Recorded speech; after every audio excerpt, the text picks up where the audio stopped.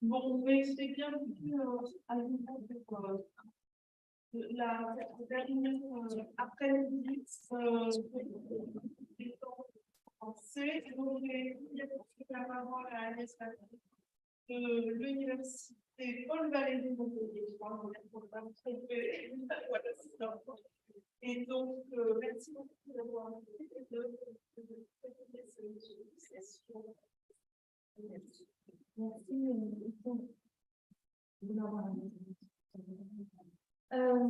nous allons reprendre les travaux cet après-midi, une dernière demi-journée. Cet après-midi sur les fondements et la circulation européenne. Et donc, les deux communications que nous allons entendre seront en français.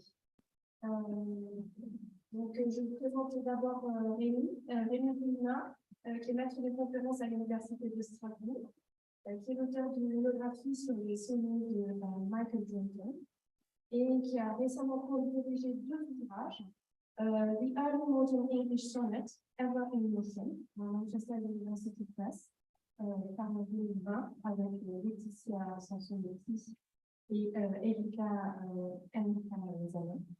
Et le deuxième, toujours avec Laetitia Sanson-Métis, Language Communality and Literary Communities in Early Modern English, Translation, Transmission, Transfer.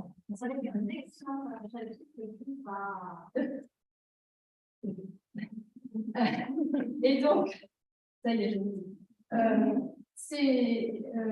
Ces derniers articles explorent l'histoire du sonnet et du pétrarchisme en Angleterre. Et donc, il travaille actuellement à un projet de monographie intitulé Finding the Sonnet Sequence, qui sera une perspective en fait de cette notion de sonnet sequence, à travers des études qui portent sur la réception, l'histoire du livre et les problématiques intertextuelles. Je suppose que la communication d'aujourd'hui s'inscrit dans le cadre de ces études-là. Voilà. Mais avant de passer à la communication, je fais une information, un point d'information. Vous allez recevoir un email de Rémi Bruna, car il lance un séminaire intitulé Medieval to Renaissance, avec Alessandra Petrina et Annika Rapiasco, et dont la séance inaugurale sera le mois prochain, le 14 avril, voilà, à Strasbourg et en ligne. Donc la communication, donc allez, je laisse la parole. La communication porte le titre de L'Infolio Valois des œuvres de Pétrarque, 1554-1581, et l'historiographie du pétrarchisme anglais. Merci beaucoup. Merci beaucoup, ministre. Oui, le séminaire qui est organisé avec une collègue de l'Espagne, si je vais dessus. Alors, venons-en donc à cette info de Valois. Alors, déjà, nous avons remercier le comité d'organisation pour l'invitation. Et puis aussi, dire que ce que je vais vous présenter est plutôt, il s'agit plutôt des balbutiements d'un projet de recherche à venir. Donc, les commentaires et vos remarques seront particulièrement utiles. Je vais vous parler d'un folio, donc, et plus précisément de deux infolios écrits non pas en anglais, mais en latin et dans une moindre mesure en italien. Et l'un des objectifs, ce qui m'intéresse particulièrement dans ce cas de figure, dans le cadre de ces deux infolios, c'est de mettre en tension, en quelque sorte, l'historiographie du pétrarchisme et la réception anglaise de Pétrarque. Les infolios en question datent respectivement de 1554 et 1581, et ont été écrits en Suisse, à Bâle. Ils émanent d'une dynastie d'imprimeurs, les Petri, donc Heinrich et son fils Sebastian.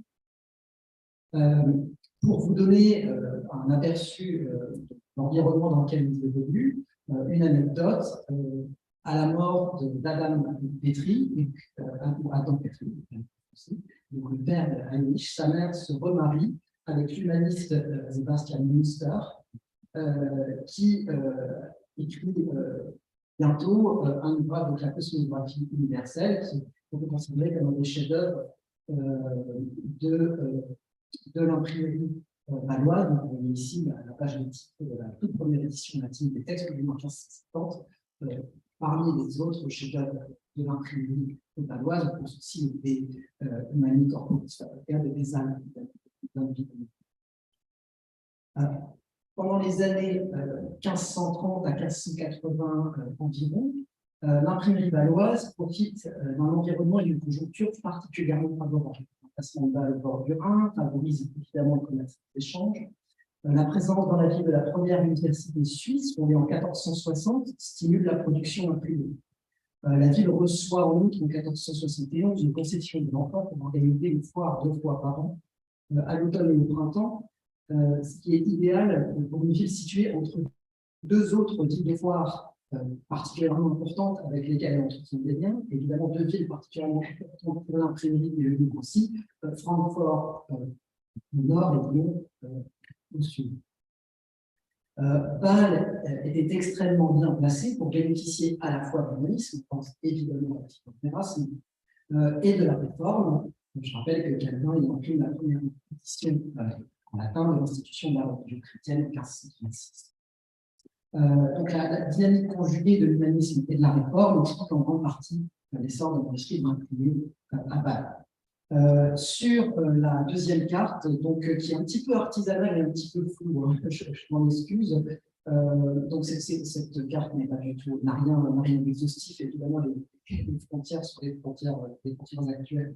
Mais voilà, l'idée c'était juste de vous montrer le réseau local et puis un tout petit peu plus lointain au cœur duquel se trouvait Bâle. Donc vous pouvez y voir en bleu les universités majeures, de Heidelberg au nord à Genève au sud, en passant par Strasbourg, Tübingen, Fribourg en Brisgau, Bâle donc, et Lausanne. En rouge, les villes réformées majeures de la région, notamment celles où les protestants anglais se sont exilés sous le règne de Marie Tudor, encore Strasbourg, Bâle, Aarau, Zurich et bien sûr Genève. Enfin, en jaune, figurent des villes qu'on peut considérer comme ayant joué un rôle de premier plan dans l'essor de l'imprimerie au niveau régional ou à l'échelle européenne, Bâle, Francfort, Genève, Strasbourg, Zurich. Le potentiel de diffusion des infonues de 1554 et 1580 est donc avéré. Et pour expliquer davantage les enjeux de cette diffusion, il faut maintenant faire quelques rappels et un détour par l'histoire et l'historiographie du pétrarchisme anglais. L'histoire de la réception de Pétrarque en Angleterre est connue, du moins si on a en tête évidemment le Pétrarque du chansonnier, le poète amoureux. Après une première traduction historiquement quelque peu isolée du sonnet Samornais dans le Canticus Troilus Ecclesiae par de choses au XIVe siècle, c'est Thomas White et Henry Howard Surrey qui, suite à leur voyage en France et en Italie, notamment François Ier, introduisent Pétrarque et le sonnet en Angleterre. Il faut ensuite attendre quelques décennies avant que des œuvres anglaises qui s'inspirent de la poésie toscane circulent plus largement, avec notamment les Songs and Sonnets, largement connus sous le nom de Thousand Salem, en 1557, et ces nombreuses éditions, il y en aurait eu jusqu'à 12 en 1557 à la fin du siècle. L'usage de la poétique pétrarchiste et les allusions à Pétrarque se multiplient dans les années 1580 et se poursuivent jusqu'à la première décennie du XVIIe siècle. Alors, le récit que je viens de faire, qui n'est pas tout à fait fantaisiste, pêche néanmoins par de nombreuses limites, la moindre desquelles n'est pas de confondre quelque peu l'histoire du pétrarchisme et l'histoire du sonnet, ce dont nous parlerons pas. Il pose problème également dans la mesure où il isole le chansonnier des autres œuvres du poète toscan. Les travaux récents ou en cours sont en train d'y remédier. Je pense notamment aux recherches d'Alessandra Petri sur la réception des triomphes dans les îles britanniques, que l'on pourrait considérer à plusieurs égards, peut-être pas à tous les égards, comme plus significatif que celle du chansonnier. Que les triomphes sont abondamment traduits au XVIIe siècle, la traduction directe des poèmes hébreux reste assez sélective, et aucune traduction complète connue du chansonnier ne paraîtra avant plusieurs siècles. Par ailleurs, on parle généralement de pétrarchisme sans prendre en compte, puisqu'il s'agit de pétrarchisme et non pas de réception Pétrarque, la réception des travaux latins de Pétrarque, qui constitue bien évidemment l'essentiel de son œuvre. Le De Remediis Utrius Poe Portuae, en particulier, circule déjà en Angleterre au XIVe et surtout au XVe siècle. Il nous reste au moins 15 exemplaires, il en reste pardon, au moins 15 exemplaires sous forme manuscrite. On trouve aussi des exemplaires des lettres familières, du De Vitas Lotaria, du Memorandum et selon Robert Coogan, jusqu'au XVe siècle environ, l'ouvrage réputé majeur de Pétrarque en Angleterre est le De Remediis Pétrarque, qui est donc perçu comme un philosophe moral. Les choses changent avec le premier humanisme anglais. Les lettres de Pétrarque commencent à être citées et on commence à voir comme modèle d'éloquence vernaculaire. Pensez par exemple à John Grant. Thomas More connaît visiblement bien les triomphes ainsi que le De Remediis. Les humanistes anglais, donc de la fin du XVe et du XVIe siècle, semblent avoir connu et apprécié toutes les facettes, de nombreuses facettes de l'œuvre de Pétrarque. Le De Remediis marque durablement l'Angleterre. Wyatt, futur imitateur de la poésie amoureuse de Pétrarque, en commence une traduction à la demande de Catherine d'Aragon dans ses 1520, traduction qu'il abandonnera malheureusement.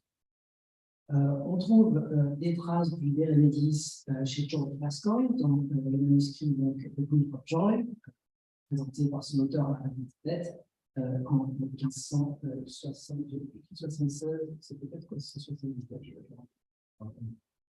L'œuvre est traduite en anglais par Thomas Twine et paraît en 1579. Elle semble rester populaire en Angleterre au moins jusqu'au début du XVIIe siècle.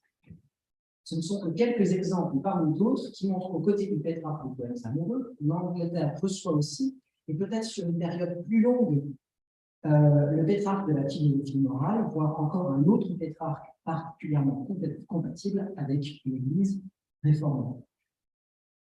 Dans leur compilation des références et allusions à Pétrarque de 1475 à 1700, Jackson Boswell insiste en effet sur la réception de Pétrarque comme poète proto-protestant. Celle-ci est liée notamment au Liber Simonie, une compilation de lettres sur la faculté écrite par Pétrarque entre 1347 et 1354. Il y présente la curie romaine comme nouvelle Babylone et la prostituée de l'Apocalypse. On comprend comment ce texte peut être repris à avec les protestants une fois la réforme mise en place ou mise en route. Il est cité notamment par John Juno dans son pamphlet A Defense of the Apology of the Church of England de 1567.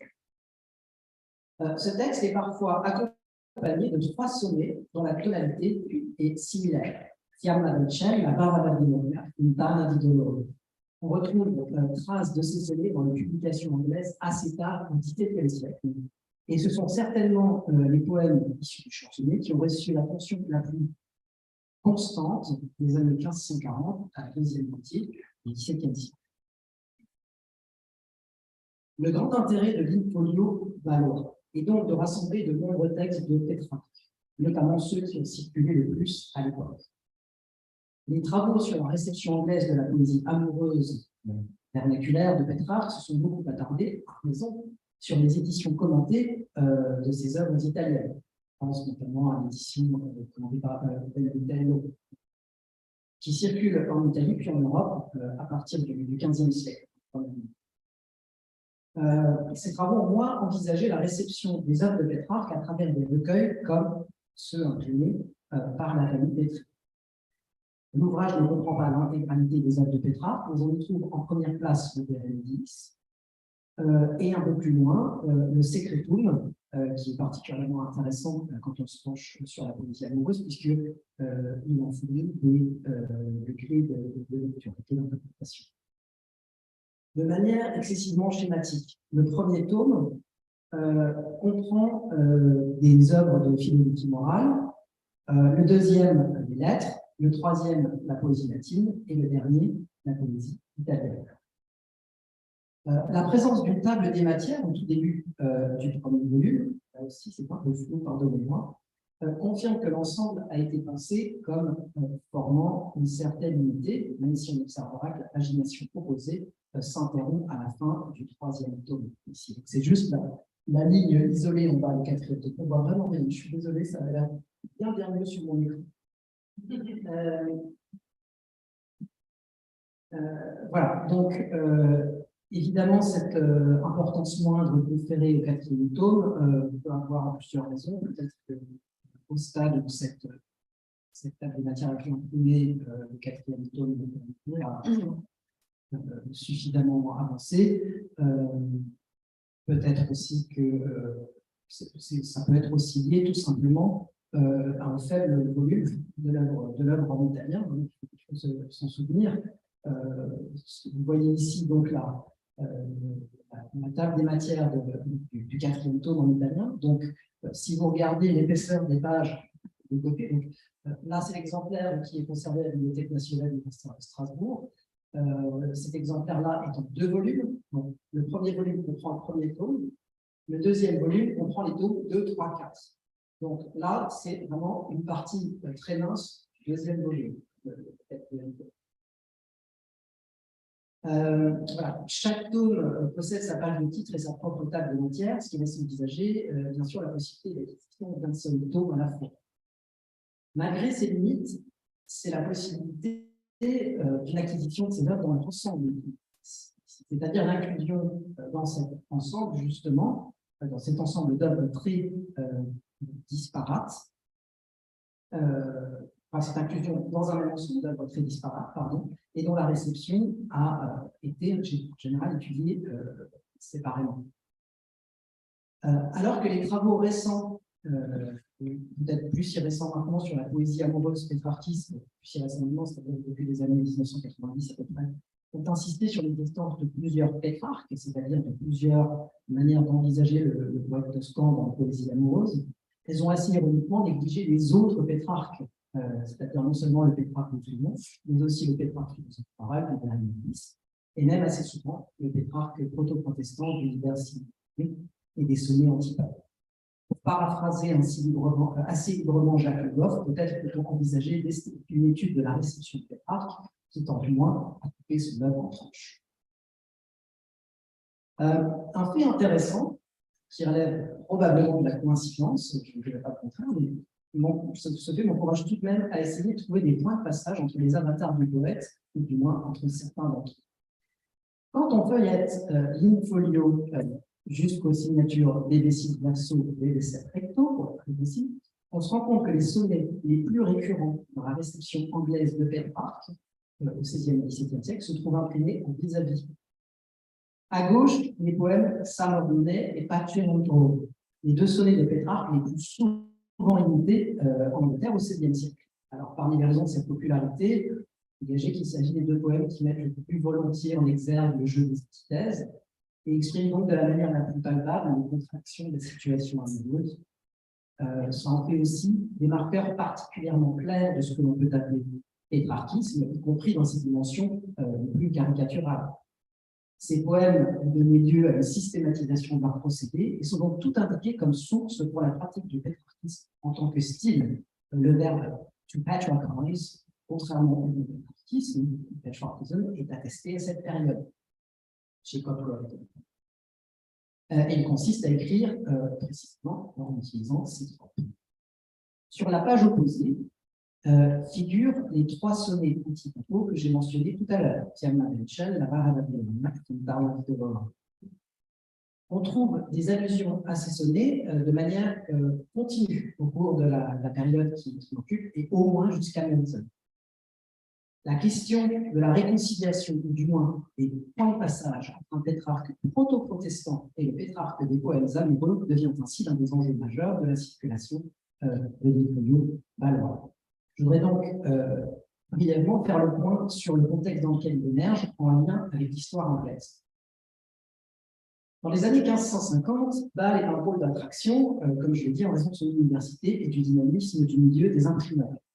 Il s'agit aussi d'une ville réformée qui bénéficie en outre d'une certaine ouverture. Même une fois la réforme bien installée, il est tout à fait possible d'y imprimer des ouvrages catholiques ou encore le Coran.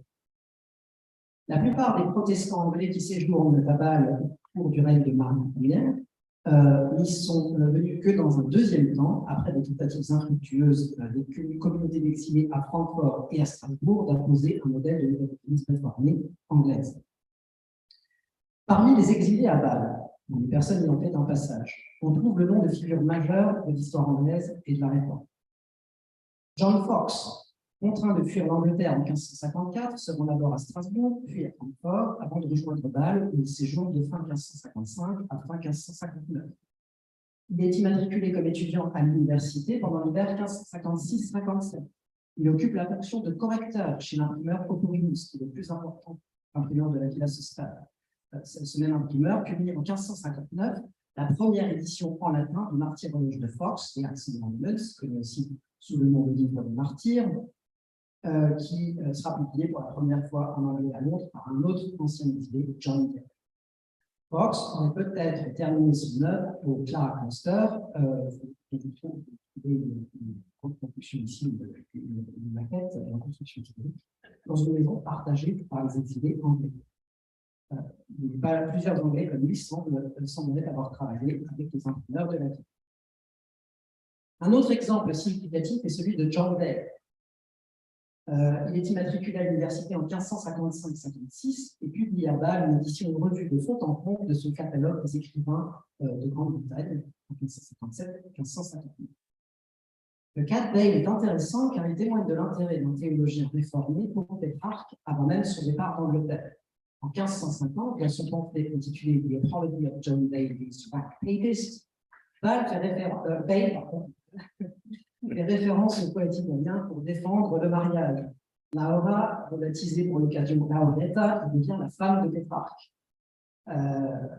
Here in English parts of figures reported in Vita Petrarch that Franciscus Petrarch, a canon of Padua Archdeacon of Parma, had one related to wife by the bronze of Benedict XII. Bale fait ici référence à la vie de Pétrarque telle qu'elle est racontée par Hieronymus Archdeacon. Cette vie du poète apparaît pour la première fois en 1501 et par la suite incluse dans de nombreuses éditions de ses œuvres imprimées en Italie du Nord. Elle figurera également parmi les premières pages du deuxième folio allemand. Dernier exemple, Richard Springer, un négociant en tissu, participe en 1553-54 à l'effort de soutien logistique des exilés. Exécuteur testamentaire de Lady Locke, veuve de Sir William Locke et probablement belle-mère d'Anne Locke. Il est immatriculé comme étudiant à Bâle à l'hiver 1556-57, donc il a surtout vécu à Zurich et Strasbourg pendant son exil. Anne Locke fait publier en 1560 avec donc une traduction des sermons de Calvin, Meditation of Penance, c'est là la première sonnet sequence. Tous ces exemples montrent les exilés à Bâle comme appartenant à un milieu volontiers mobile, lié à l'influence et potentiellement intéressés par les œuvres de Pétrarque publiées par Heinrich Pelly en 1554.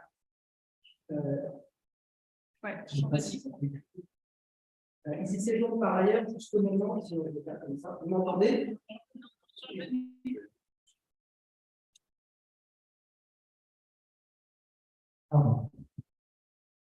Ici, c'est donc par ailleurs, comme vous pouvez le voir ici, juste au moment où paraît la traduction de Triomphe par Henry Franker, pardon. Au moment où Chantos Messalani montre un intérêt pour la poésie amoureuse de Pétrarque, et c'est intéressant aussi, quelques années avant que certains textes de Pétrarque, dont les sonnets antipapaux, donc au moment où vont être mis à l'index, donc en 1559. Et puis donc l'apparition du recueil qui contient Meditation of Penance. Le problème est que nous n'avons pas vraiment d'indication de la présence de cette édition en Angleterre. Par la suite, en tout cas, cela reste vraiment à découvrir et ce sont des recherches qui restent à faire. On a en revanche quelques indices qui renvoient à l'édition 1581, donc le deuxième folio, dont l'intervention du contexte anglais semble aussi pertinente. Donc 1581, c'est-à-dire 2 ans après la traduction du Berenice, 1 an avant Hecate Papier, et une dizaine d'années avant la fameuse folie du sommet dans le Song of Praise élisabéthaine. La première preuve de la présence de l'in-folio balois dans une édition de 1580 en Angleterre, c'est le catalogue de la bibliothèque de Thomas Bodley, établi par Thomas James, publié en 1605. L'édition baloise, il côtoie l'édition commentée de l'inconnu de Bellotello, celle qui contient le commentaire de Gesualdo, qui est le plus long commentaire existant sur la Bible, et celle qui inclut le commentaire d'Antonio da Tempo de Padoue, qui est, selon lui, caractéristique de la réception de Pétrarque en Italie du Nord. Elle confirme l'idée, donc cette liste confirme l'idée d'une réception de Pétrarque à travers les éditions commentées, mais laisse aussi entendre que l'édition non commentée produite à Bâle a pu avoir son importance. On trouve également l'in-folio balois 1581 dans le catalogue des ouvrages de Ron Bradley, donc 1609, celui de la bibliothèque de Simon College, 1650, qui paru en 1650, et dans l'inventaire de la bibliothèque des Sydney Health Place, où l'indication est reportée en 1652-53. Enfin, Douglas Sargentson, dans un important article sur Milton et la tradition de la traduction protestante, trouve la preuve que 2 Anglais, Thomas Gold et William Gill, ont consulté le livre au XVIIe siècle, eux aussi. Pour terminer, Sargentson avance l'idée que l'édition baloise de 1554, dont Christ's College Cambridge possède un exemplaire, a pu être consultée par Milton. Elle s'appuie pour cela sur la numérotation du sonnet antipapal Fontane de l'Orné, qui ne correspond pas à la numérotation des autres éditions qu'elle a consultées. Milton lui attribue le numéro 108. Cependant, l'édition de 1554, du moins l'exemplaire que j'ai pu consulter, ne propose pas de numérotation des poèmes.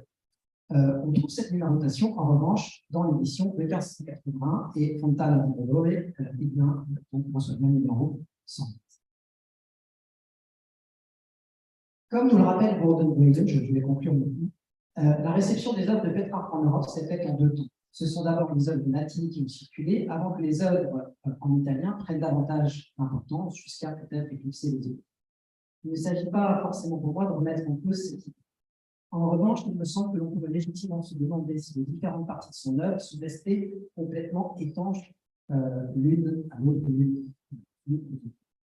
En particulier, ne peut-on pas penser que la réception de la poésie amoureuse ait pu être, pardonnez-moi cette raison amoureuse, colorée par celle du Bérénice, voire du siècle XII, au moins dans un premier temps.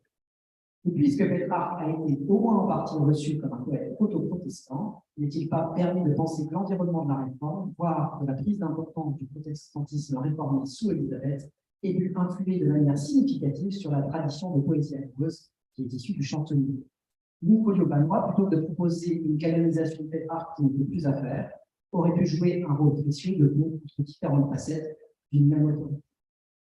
Pour confirmer et approfondir la pertinence de cette piste, il me reste à faire un travail systématique qui consistera à répertorier les exemplaires de l'in-folio dans ces 2 éditions présentes dans le site britannique et à retracer autant que faire se peut leur histoire.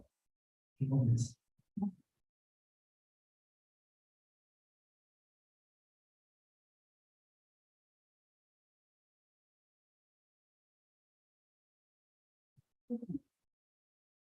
Merci beaucoup. Pour les aperçus des éditions valoises qui vont compléter ce qu'on a vu dans les précédentes sur d'autres sources qu'on a éditions. Je vais, comme on l'a déjà dit, je vais présenter tout de suite sans attendre Jean-Louis Hackett, le professeur des universités en littérature comparée à l'université de Reims, Champagne-Ardenne, et qui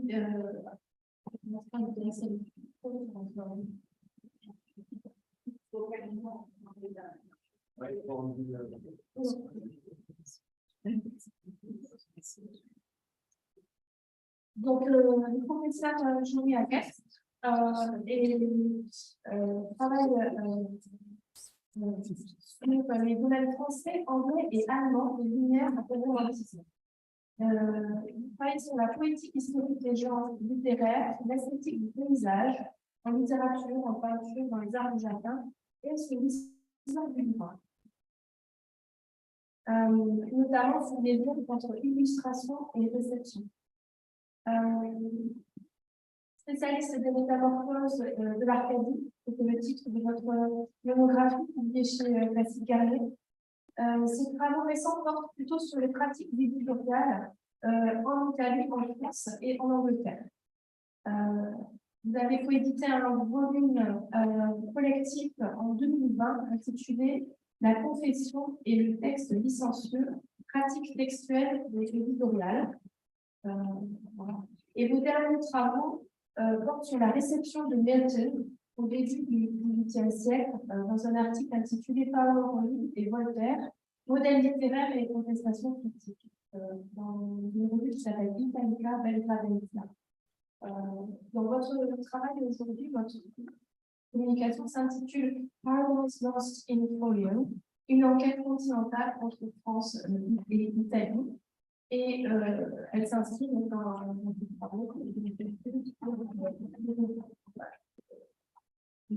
Merci Denise.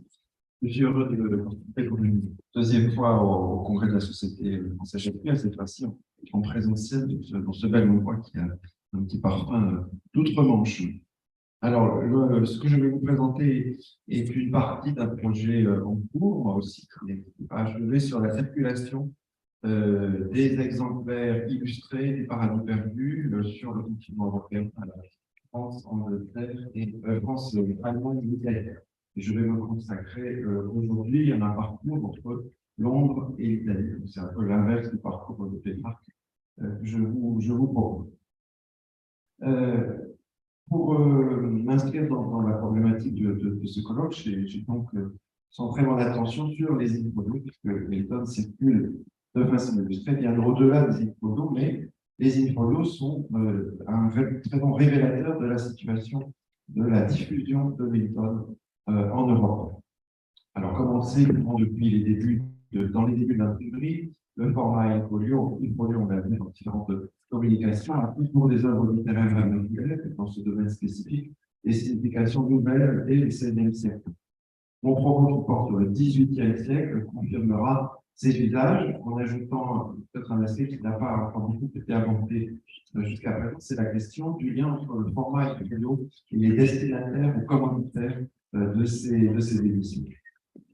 Dans cette communication, je vais envisager de façon assez classique le format infolio comme un marqueur de la réception des œuvres, la réception éditoriale, en l'occurrence, c'est-à-dire la matérialité des livres qui contiennent des textes, étant, à côté de la réception critique, une source très importante de l'histoire des modifications, de la compréhension des œuvres, à travers le temps et l'espace. Là, je m'inscris dans la lignée de Donald Mackenzie, dans une contribution assez ancienne, mais toujours stimulante, 1985, dans une famille des lectures, a fermement posé les bases de cette étude du livre comme une forme symbolique.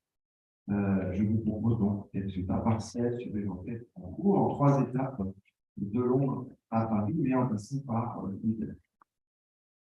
Alors, un rappel d'abord pour commencer, mais comme vous le savez, comme Shakespeare, Milton bénéficie post-mortem de l'édition du folio, 1688, qui vise à le faire entrer dans le canon littéraire, et c'est une édition, à la différence du folio shakespearien, qui est une édition illustrée, avec un portrait de Milton et 12 gravures, une gravure par champ. Cette édition a été très étudiée par les spécialistes de Milton. C'est une des premières éditions aussi à souscription, au nom de l'imprimerie la spécialiste du Seigneur peut-être me contredire, mais c'est ce que j'ai lu. Et c'est aussi une des plus spectaculaires éditions illustrées de poésie dans la tradition britannique. Ce volume a, à plusieurs égards, une position tout à fait visible et spectaculaire dans le monde éditorial des folios et de l'illustration de la poésie.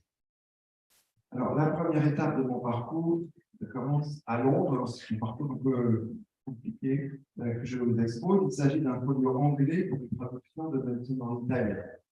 me semblait un peu étrange, pourquoi publier à Londres la traduction en italien de Milton dans le format in-folio. Et c'est ça que j'essaie de vous expliquer dans un premier temps.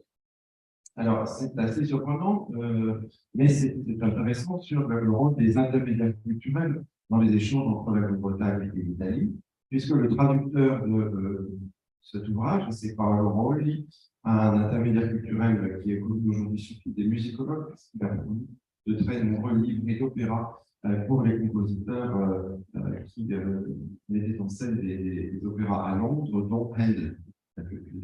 Du vrai pour Handel, et les musicologues étudient évidemment ses travaux. Mais il a aussi été traducteur et il a été aussi, et c'est très important pour le folio dont on va parler, il a été aussi précepteur italien dans l'aristocratie anglaise et notamment dans les cercles princiers, puisqu'il a donné des cours d'italien à Frédéric Prince de Galles et à ses sœurs. Voilà l'image du premier folio dont je vais vous parler, qui est lié à plusieurs contextes. Et c'est ça qui me semble intéressant, c'est qu'on est au croisement de plusieurs contextes. Le premier contexte, c'est un contexte polémique avec Voltaire. Il faut savoir que, vous vous rappelez qu'entre 1726 et 1728, Voltaire est en Angleterre et que sa grande affaire, c'est de publier sa Henriade, poème épique qui doit le placer dans la galaxie littéraire européenne au premier rang.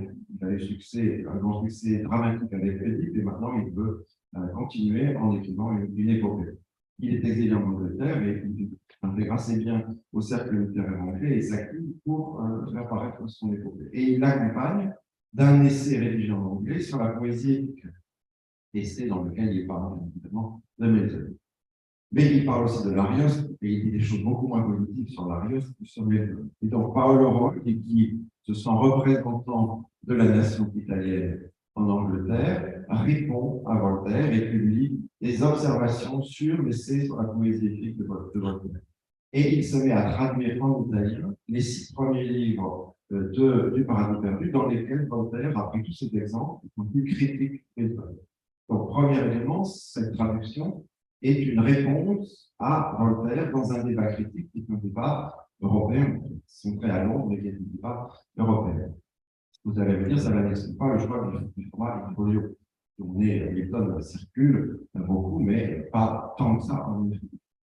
Ici, il y a un deuxième contexte qui intervient, ce sont les liens de Paolo Rolli avec les cercles d'aristocrates anglais et princiers, et notamment avec le prince de Galles, Frédéric. Et cette première publication, alors nous n'avons pas assez d'éléments pour voir jusqu'à quel point elle a été financée par des aristocrates anglais, mais lorsque Paolo Rolli, quelques années plus tard, publiera la deuxième partie de la traduction, donc une traduction complète cette fois-ci, on sait par sa correspondance que le prince de Galles lui a donné 100 livres pour financer cette édition et pour lui éviter de recourir, comme les éditeurs de Milton en 1688, à la souscription. Donc, on a ici un patronage princier qui permet le format in-folio. Sinon, aujourd'hui, il n'aurait pas pu publier in-folio. Vous voyez qu'on a, comme dans le niveau shakespearien, évidemment, le portrait de Milton en face de la traduction. Mais dans certains exemplaires, se glisse aussi, ça dépend des exemplaires, se glisse aussi un portrait de Paolo Rolli. Le troisième contexte, c'est l'autopromotion de Paolo Rolli, et si vous avez déjà vu ça, la monumentalisation de sa traduction par le format in-folio. Donc, on a au moins 3 contextes qui expliquent ce choix un peu surprenant du format in-folio. On peut se demander aussi, quand on voit, ça c'est efficace, donc je ne vous ai pas mis de page intérieure, quand on voit la pagination et la numérotation des vers, oui, on voit qu'on a une double numérotation des verbes, on a la numérotation des verbes en italien, et en face, on a la numérotation des verbes pour le poème de Milton en anglais. Ce qui laisse comprendre que l'usage de ce folio, c'était de comparer le texte anglais et le texte italien, et que cet ouvrage servait à apprendre l'italien à partir du texte anglais de Milton. Donc, il y a une utilisation de simplicité didactique de ce livre, dont on trouve la trace par cette numérotation. Et d'ailleurs, la correspondance de Rolli raconte avec Davis qu'il lit avec le prince de Galles l'Orlando Furioso, et on peut penser que c'est une lecture de textes bilingues. Donc, d'une certaine façon, cet in-folio complète en italien l'in-folio de 1688, qui est certainement dans la bibliothèque princière et qui permet d'avoir sous deux volumes différents une édition bilingue. Ça, c'est pour mon étape anglaise et je vous passe les détails pour ne pas être trop long de l'histoire de ces deux volumes, six livres en 1729 et puis 6 livres en 1745 avec un changement de dédicace. Dans le premier cas, c'est une dédicace à un Français comme une historique, qui est un peu surprenant quand il s'explique par des raisons géopolitiques. Et dans le deuxième cas, c'est un hommage rendu au mécène de l'édition. Cette édition est une édition non limitée et qui comporte un matériel typographique assez classique de bandeaux et de fleurons. Voilà pour 1729 et voilà pour 1735. Mais vous voyez qu'il n'y a pas une uniformité des fleurons et qu'on est dans le renvoi de matériel typographique. Et non pas dans une édition qui serait vraiment un projet de luxe qui consacrerait de nouveaux dessins et de nouvelles xylographies pour l'édition. Vous voyez, pour le livre 6, on avait vu dans la série des 5 premiers et on a quelque chose de paysager. Ce sont deux éditeurs différents pour 1729 et 1735, mais le second est le successeur du premier et il renvoie le matériel qui porte la marque, le nom de Samuel Harris, le premier c'est Harris sans H. La deuxième étape, c'est le folio italien, cette fois-ci illustré. Le folio italien illustré. C'est une édition qui se profile en 1742 à Vérone, sous l'adresse de Paris. Pourquoi sous l'adresse de Paris? Parce que en 1732, la traduction en italien de Paradis perdu par Roli, donc la première partie, a été mise à l'index en italien. C'est-à-dire que ça va circuler aussi en Italie. D'ailleurs, Roli, il a fait réimprimer en Italie. Donc, en 1742, il n'est plus question d'imprimer officiellement en Italie, même si c'est un open secret, puisque Gianalberto Tomermani est stampatore veronese, et donc on sait que c'est un imprimeur véronais, et on met une adresse à Paris, ça c'est tout à fait le système de l'époque en continué, et c'est sûr, était plus formel qu'autre chose. Donc, cette édition est le reflet italien de l'édition anglaise. Cette fois-ci, le contexte n'est plus le même, il ne s'agit plus directement de polémiquer avec l'auteur, mais il s'agit de faire connaître aux Italiens un poème anglais, de rendre la lecture possible dans leur langue, et de le présenter d'anglais comme un monument littéraire. Non pas sous un format hindou ou inoctavo qui aurait pu circuler comme livre de lecture, mais comme livre monumental. Et donc on voit que Roli a bien vu l'intérêt de l'in-folio pour positionner son auteur, qui défend Française, et son œuvre comme une œuvre majeure du panthéon littéraire européen. Voilà la page de titre. Alors, cet ouvrage est un ouvrage complexe qui porte en lui-même la succession des différentes strates éditoriales, puisqu'on va retrouver les dédicaces successives des différentes éditions. Donc, il y a aussi l'histoire de la traduction du texte qui est incluse dans cet folio, ce qui fait de cet folio, d'une certaine façon aussi, un curriculum littéraire de Paolo Roli dans ses activités de traduction. Le contexte est celui de l'érudition à Vérone et des sphères littéraires de Vérone, parce que la gravure en frontispice qui représente Dieu le Père sous les traits du Christ et Adam en conversation est en fait un renvoi, une gravure de renvoi de Scipio di Maffei, de son Historia Theologica. Scipio di Maffei est le grand érudit véronais du début du XVIIIe siècle, qui a écrit des tragédies, mais aussi des ouvrages religieux et des ouvrages d'érudition. Et Maffei était un des protecteurs de Roli, mais cette fois-ci en Italie. Donc, il a autorisé, avec Tomermani, le renvoi de cette gravure, qui donc passe un ouvrage d'histoire et de théologie au Paradis perdu. L'ouvrage, je vous rappelle, est mis à l'index, mais qui paraît en in-folio, et qui va se retrouver, c'est mon enquête actuelle, dans toutes les bibliothèques ecclésiastiques du nord de l'Italie, parce que c'est le grand poème biblique du XVIIe siècle que l'on découvre en Italie aussi.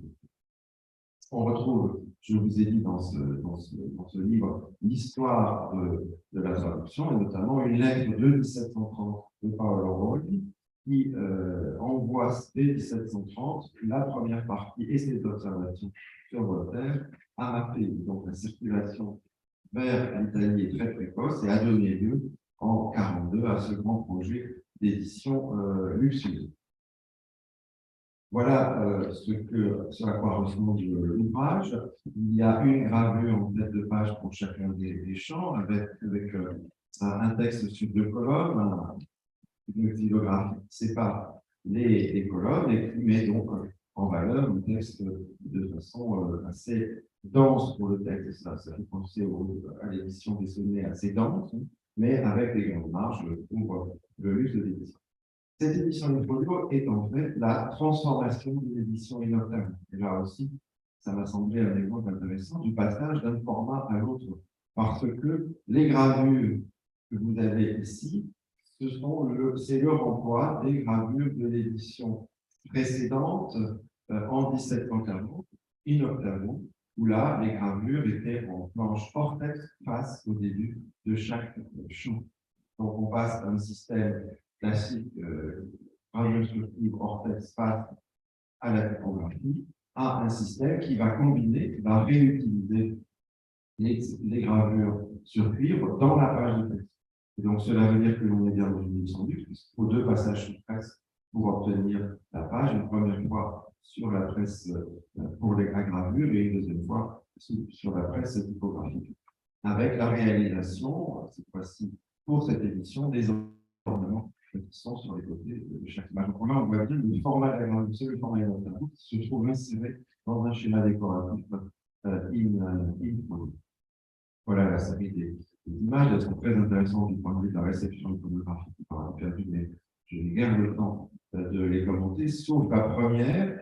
Le paradis perdu ne commence pas du tout, comme vous savez, avec Adam et Ève, mais par les anges condamnés par Dieu qui se retrouvent en enfer et par la deuxième révolte des anges, le sursaut, aujourd'hui la résilience de Satan. Et là, on vous éclipse cela et on met le couple Adam et Ève. Ça montre bien que l'ouvrage se situe dans une autre lumière, mais je n'ai pas le temps de vous en parler. Voilà, donc 12 gravures, hein, d'artistes de renom en Italie à l'époque. Dernière étape, rapidement. Alors que généralement la France est le relais littéraire entre l'Italie et le reste du continent, entre l'Angleterre et le reste du continent, avec une première traduction en anglais, de l'anglais vers le français, puis des retraductions dans tout le reste de l'Europe. C'est le destin de beaucoup de romans anglais, mais aussi de textes littéraires anglais. Ici, ça n'est pas le cas. Les 2 traductions en français et en italien sont contemporaines, et l'édition in-folio précède en Italie l'édition in-folio en France. Donc là, il y a vraiment un décalage, et le recours grâce à ce point, à centrer le regard sur une in-folio, mais en valeur des choses qui n'étaient absolument pas perçues avant, c'est-à-dire ce décalage extrême de la monumentalisation de Milton. Milton se trouve monumentalisé dès les années 1740 en Italie, alors qu'en France, il faut attendre 1792. L'enquête sur cette édition, pour moi, commence. On se demande comment, en pleine révolution, dans une période qui n'est pas du tout des plus calmes de la Révolution française, bien au contraire de 1792, on a une édition qui est une édition in-folio bilingue illustrée en couleur. Alors, du point de vue de la typographie, ce sont les meilleurs imprimeurs de l'époque, les Didot, qui le sont mis à contribution, et vous voyez le style Didot aussi, très déjà entre guillemets néoclassique, hein, en austérité typographique, pas d'ornementation, pas de lampe, vraiment le caractère dans toute sa splendeur, mais cette austérité typographique, donc cette esthétique du peu, est tout à fait contrebalancée par les gravures en couleur. C'est la première édition de Milton illustrée en couleur, et ce sera la seule pendant très longtemps, avec un principe tout à fait particulier qui a circulé entre la France et l'Italie, où on va ancrer à la coupée les plaques de cuivre d'encre de différentes couleurs avant de faire une impression d'encre en couleur. On n'a pas plusieurs plaques avec des couleurs différentes, mais on encre à la coupée, ce qui est particulièrement long et délicat, parce que lorsqu'on essuie la plaque, il ne faut pas que les couleurs se mélangent. Donc, ce sont des chefs-d'œuvre entre guillemets pour l'époque de notre récit en couleur. Et l'éditeur, qui s'appelle Lefebvre de Maisonneuve, qui est ici, s'est fait notamment une spécialité en pleine révolution de ces éditions gravées en couleur. On connaît six éditions différentes, des Clowns de la Fontaine, mais aussi de la mort d'Abel de Gessner et du Paradis perdu de Milton. Des éditions qui sont très surprenantes vu le contexte. Ce sont des éditions de grands livres, ce sont pour des bibliophiles. Donc, vous pouvez encore acheter une pleine révolution ces exemplaires. Donc, je n'ai pas mené l'enquête encore pour savoir où l'on trouve des exemplaires encore en main privée, aussi à des marques de possession. Ce qu'on sait aussi, par une page de titre tactique, c'est que l'ouvrage a été commercialisé à Londres en même temps. Les rapports entre la France et l'Angleterre à l'époque sont compliqués, mais les livres circulent, Donc, il y a un marché qui est un marché de niche, en fait, dans cette situation politique. Mais on a cette éclosion tout à fait surprenante du Paradis perdu dans une édition qui est la plus luxueuse presque de son histoire jusque-là, en fait, Révolution française. Il y a un ou deux articles sur cette page, notamment un article d'une collègue américaine qui dit ben oui, c'est pas étonnant, puisque Milton, la Révolution, Satan, c'est la Révolution. Mais je pense que c'est complètement complexe. Et donc, le choix de Milton est extrêmement intéressant dans ce contexte, mais je n'en sais pas assez sur d'autres maisons pour proposer des hypothèses interprétatives parce qu'il n'y a pas de documentation pour l'instant à laquelle j'ai pu accéder sur l'auteur de Maisonneuve, alors que Ronny est très bavard sur ces éditions. Donc, en conclusion, il me semble que se concentrer sur le format in-folio permet d'éclairer différemment la réception d'œuvres littéraires et leur circulation. Et le focus sur l'in-folio est en cela une fonction de l'in-folio, c'est-à-dire que ça permet de mettre en valeur certains fonctionnements d'un genre littéraire ou d'un système littéraire à une époque, parce que Milton circule beaucoup en France, en format in-12 à l'époque, et un des libraires déclare, puisque Milton est un de ces rares ouvrages que le Paradis perdu de Milton est un de ces rares ouvrages que l'on relit, je l'ai dit, dans un format commode, celui de in-12, pour qu'il puisse circuler. Avec les produits, on est absolument dans un autre contexte, et on voit bien qu'on est dès 1740 en Italie et en 1792 dans la monumentalisation des auteurs, monumentalisation qui se produit pour Shakespeare à la même époque avec l'édition qu'on a vue à la Bibliothèque nationale avec les choses et le début du 19e siècle. D'une certaine façon, en France, on anticipe cette monumentalisation qui va se développer aussi fortement en Outre-Manche et au 19e siècle. Je vous remercie.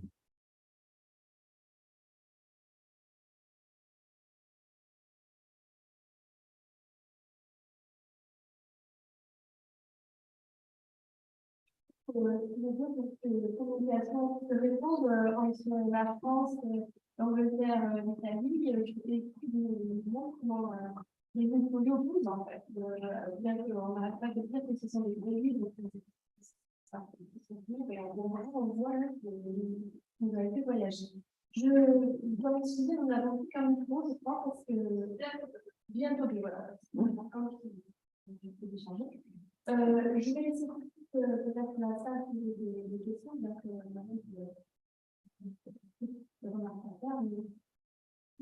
c'est une toute petite question, je ne comprends pas pourquoi la numérotation, c'était en vert, pourquoi la numérotation anglaise ne correspond pas à la traduction? Alors, parce que Voltaire, parce que Roli est plus long en italien que Milton en anglais. Donc, le nombre de traduits, non pas vers à vers, mais littéralement, il développe un certain nombre de textes. Il a fait une série d'expositions très intéressantes, une étude de traduction sur l'idée que pour lui, l'italien est tout à même des traducteurs de la poésie méthode français, ce qui est bien de Voltaire évidemment, mais il s'explique sur les références au texte italien est bien plus long que le texte français. On profite pour faire une petite remarque sur la numérotation, parce que j'avais noté qu'il n'y avait pas de numérotation de livres dans la deuxième édition que vous avez montée, et tout aujourd'hui, sans fait, alors que, voilà, j'étais dingue, et voilà, je vous dis que m'extasiez sur le fait que la première édition était aussi une édition pédagogique en fait. Et donc cette valeur didactique et de transmission de la littérature pour apprendre, c'est très intéressant. Donc ce que vous avez dit, c'est un peu une remarque en fait. C'est très intéressant sur la politique.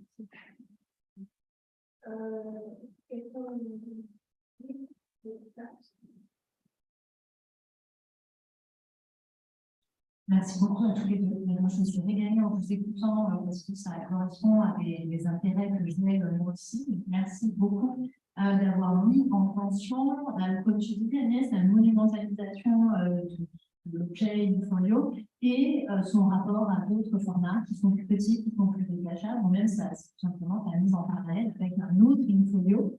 Et j'ai bien compris, Jean-Louis, dans ce que vous disiez, que c'était utilisé donc par Jean-Louis pour enseigner l'italien à ces petits niveau élèves anglais. Donc, ça veut dire, parce que moi, je travaille aussi sur l'enseignement des langues à travers la littérature, mais un siècle plus tôt. Et donc, ça veut dire que la langue cible de l'apprenant, c'est une traduction. C'est ça que je trouve absolument génial. C'est-à-dire que l'apprenant partage la langue de l'original et que son objectif, ce qui lui est donné comme modèle, c'est une traduction de sa langue à lui au départ. Donc, je trouve que ça fait un cercle absolument merveilleux. Et voilà, je ne sais pas votre objet d'étude, mais est-ce qu'on trouve d'autres choses semblables à cette époque-là? Oui, j'avais, il y a très longtemps, pour études épistémiques, j'avais travaillé sur la milita militas. Et la milita, elle a la même fonction dans le cercle aristocratique anglais à la même époque. Mais à ce moment-là, on part d'une traduction en anglais de la milita pour retrouver l'original. Ici, on part de la langue familière, donc le style de milita, c'est pas la langue familière, c'est bien, mais une langue littéraire, donc ça dit aussi quelque chose du statut de Newton, un modèle d'expression poétique, pour apprendre la poésie italienne. C'est de ça dont il est question. Je retourne dans je connais ces cas-là, c'est-à-dire des cas où le modèle est un original et effectivement l'enseignant de cette langue-là propose plus ou moins modestement sa propre traduction à mettre en regard pour prendre de la langue originale. Ça, je trouve ça extraordinaire. Milton pour apprendre l'italien. La reprise, avec ses propres traductions. Parce qu'il a traduit aussi l'Union d'Alessandro. Il apprend l'italien à ses élèves, il enseigne l'italien à ses élèves grâce à ses propres. Jamais mieux servi par soi-même. Mais il faut dire aussi, alors je ne sais pas comment mais que Morley a été remarqué par le voyage anglais à Rome comme un improvisateur brillantissime, c'est-à-dire qu'un Italien, il est capable, extraordinaire, de produire des vers à l'oral dans des récitals, des concours d'improvisation. Les Anglais sont restés ébahis, donc au moins trois aristocrates en Angleterre. C'est eux qui lui ont proposé de s'établir en Angleterre pour enseigner notamment l'italien, mais aussi pour contribuer à leur grammaire.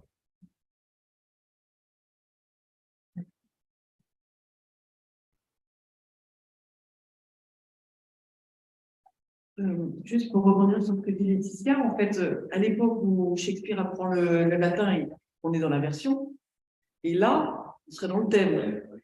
Et peut-être que la version, c'est pour apprendre à lire, alors que là, on commence à apprendre à parler. Et donc, les manuels de conversation aujourd'hui vont avoir notre langue à nous, bonjour, et en face, on va avoir bonjour. Et là, c'est pareil. Il a. C'est déjà pour les langues vernaculaires, et même pour le latin. On a des manuels bilingues dès le 16e. C'est la même chose, mais l'inverse. C'est-à-dire que là, on apprend l'italien avec une traduction des deux. Je pense qu'on apprend aussi la métrique italienne et le but, c'est d'écrire des vers.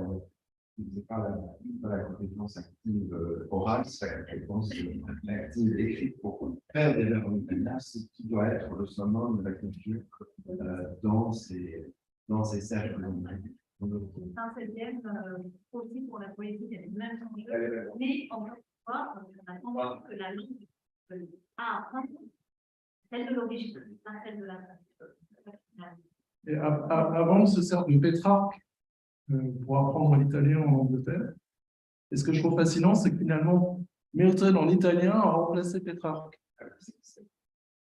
Ce qui est quand même extraordinaire, parce qu'il n'y a pas grand rapport entre les deux.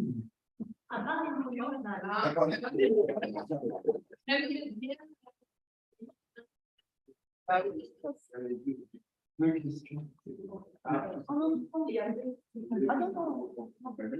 Peut-être qu'il n'y a aucun commentaire. On est dans les opéra à ça.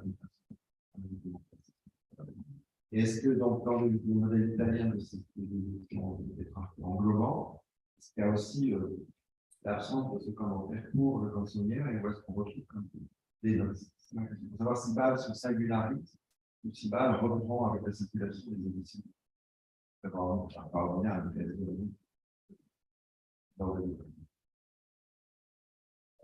à ma connaissance, en tout cas, dont l'accent, en tout cas, est dit surtout sur les œuvres publiques. Donc, la question, voilà. C'est vrai que ça prend un objet a priori plus intéressant parce que c'est commentaire. C'est surtout les travaux de niveau canadien qui portent dessus et qui sont tout à fait convaincants. Mais voilà, qui laisse cet aspect de côté. Ce qui faudrait en effet voir pour approfondir, pour pouvoir répondre à votre question aussi, c'est d'autres éditions non connectées qui auraient circulé. Donc ça pourrait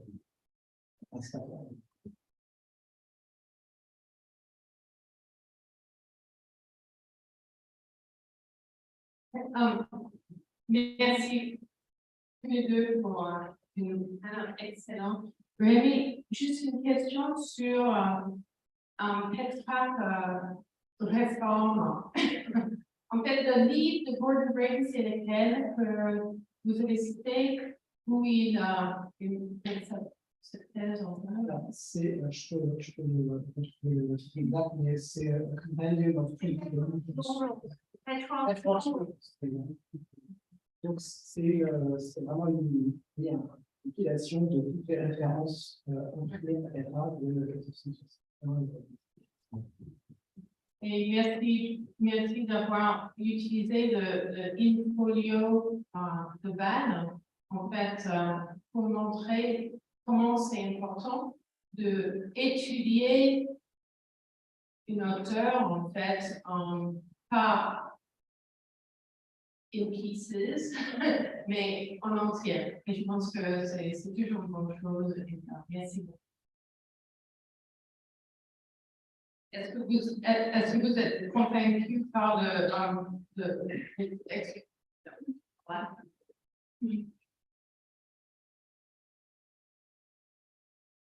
Are you convinced by Braden's thèse about the reform? Do you mean what I said about the est-ce que vous êtes vous-même convaincu par la thèse de Braden sur Pétrarque comme protestant, c'est tout. Les sources parlent.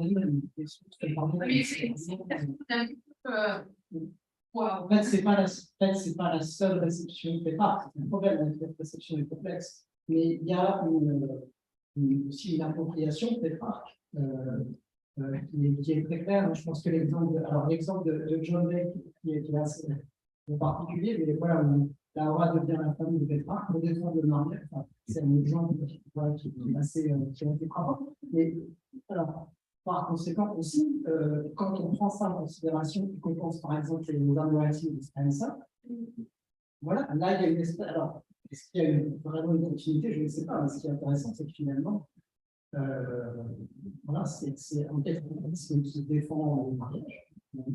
Il y a une forme de continuité pour interroger. Et donc, Spencer, le traducteur de Pétrarque, aussi, dès 1979, et republié ensuite, de temps en temps dans le théâtre Theatre for Working, et republié ensuite le titre Vision of Oui, c'est juste pour continuer dans la même. Merci beaucoup à tous les deux. Et d'ailleurs, dans vos deux communications, se pose cette question justement religieuse. Voilà. Et j'aurais voulu savoir si cette interprétation de départ comme auto-constant, est-ce que c'est une interprétation anglaise ou bien est-ce qu'on peut la retrouver chez les poètes protestants français, par exemple?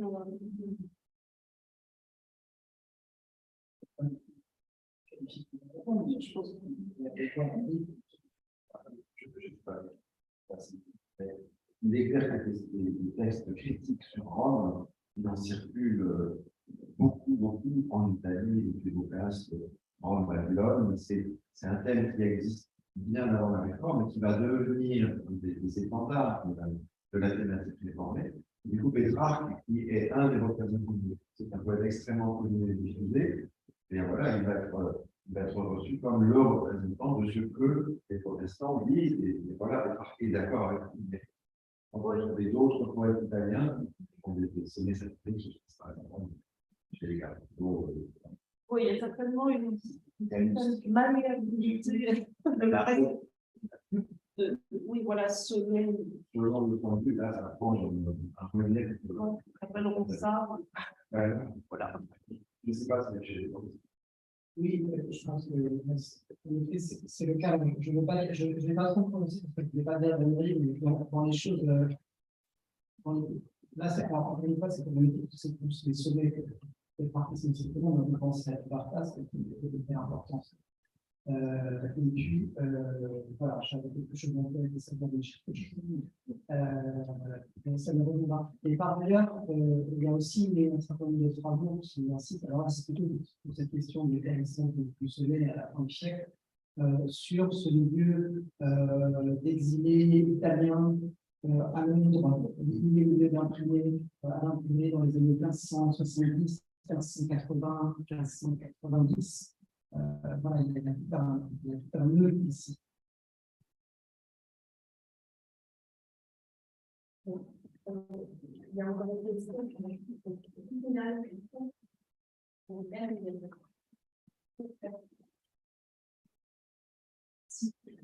pour rester sur cette question de l'antifascisme, tu as dit qu'il y a aussi sous forme de sonnet qu'apparaissent ces écrits antifascistes. Je me demande pourquoi la forme du sonnet. Nous, on pense au sonnet amoureux, et pourquoi Pétrarque choisit le sonnet pour dénoncer le pape. Bon, peut-être, mais il n'y a peut-être pas que ça. Je pense qu'il y a déjà un caractère de chansonnier voilà, qui reste. C'est vrai que le chansonnier, voilà, il porte des poèmes amoureux, mais il parle uniquement. Il y a des poèmes. Voilà. Donc il y a une certaine diversité tout de même. Ce qui est intéressant, c'est que ces dernières années, j'ai fait un travail assez minutieux, assez painstaking,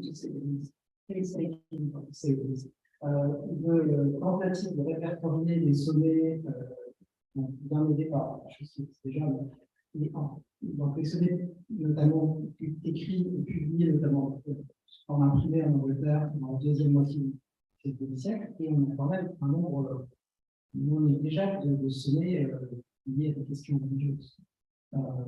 Et on a notamment, en effet, la situation de ces sommets Pétrarque, parfois d'ailleurs dans des ouvrages en italien ou en français, ou en anglais. Mais publiés en Angleterre.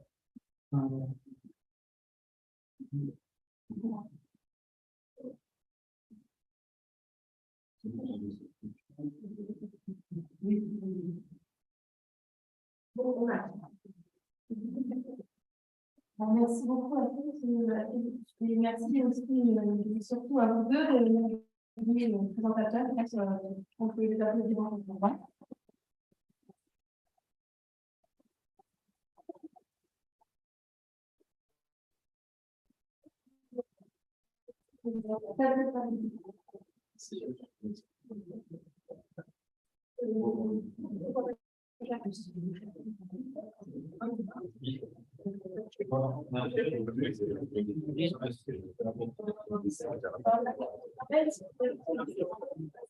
C'est un bac.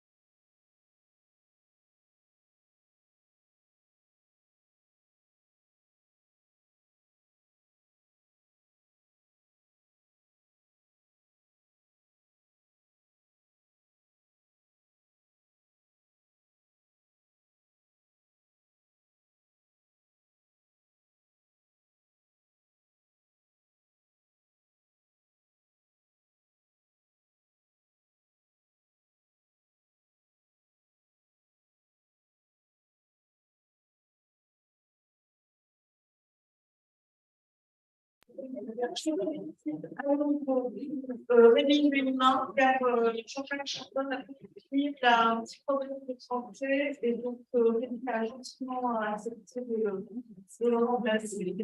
Voilà, c'est bon.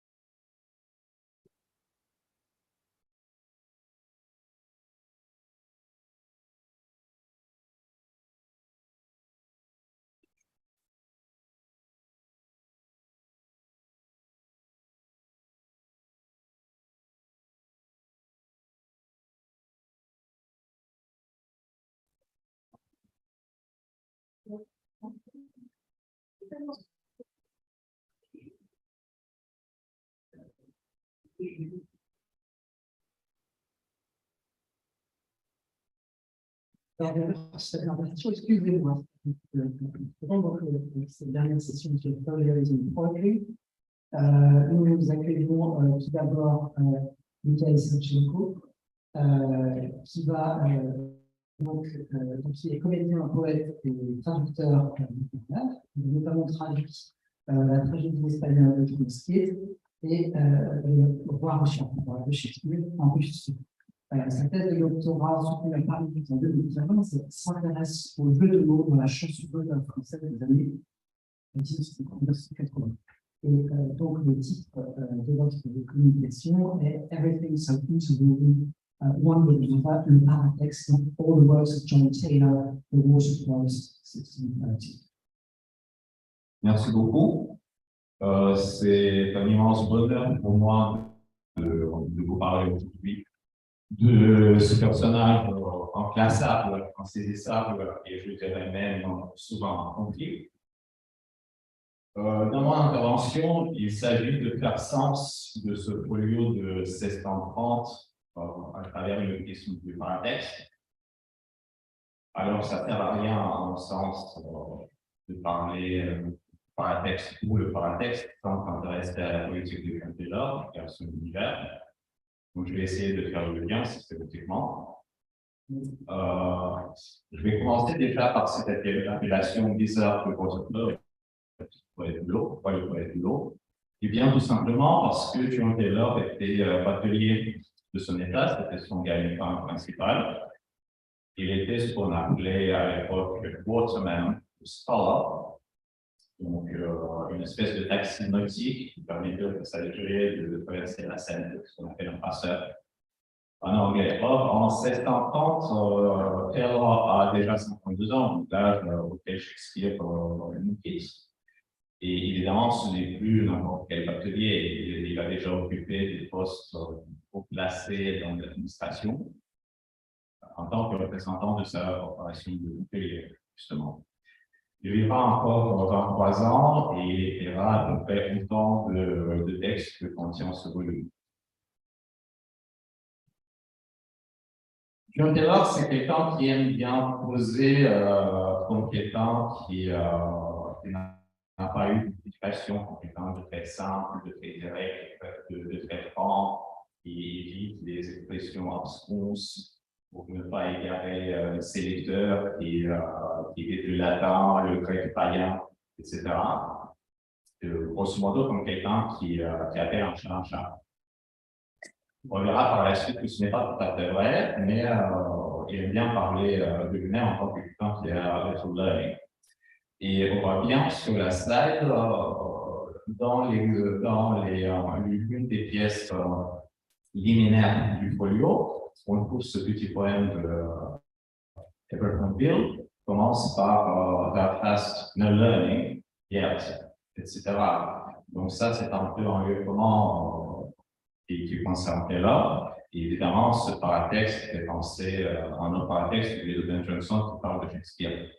Et effectivement, on parle très souvent de Taylor en lien avec Shakespeare parce que leur éducation est assez comparable. Tous deux sont nés en Provence, tous deux ont monté à Londres à un moment donné, c'était au début des années 1590 pour Taylor, et tous deux ont fait une grammar school. Cette méthodologie du little learning est entérinée par Robert Southey, le poète romantique, en 1831, dont il préface un recueil de John Jones, un poète autodidacte. Il inscrit donc toute une lignée de poètes autodidactes, en commençant justement par Taylor, à qui il consacre des dizaines de pages. Il en parle assez longuement, en insistant beaucoup sur son caractère autodidacte.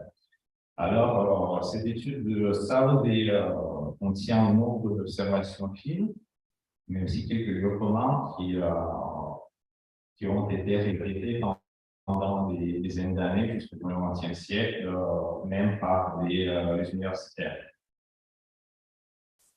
En réalité, en ce qui concerne sa technique poétique, elle est assez basique. Pour la plupart, elle est écrite en tannette iambique, avec des vers qui sont aimés de par deux, avec des rimes plates, qu'on appelle des rhyme couplets en anglais, que historiquement, c'est notamment le vers des fonds du temporel et du sert, un vers populaire.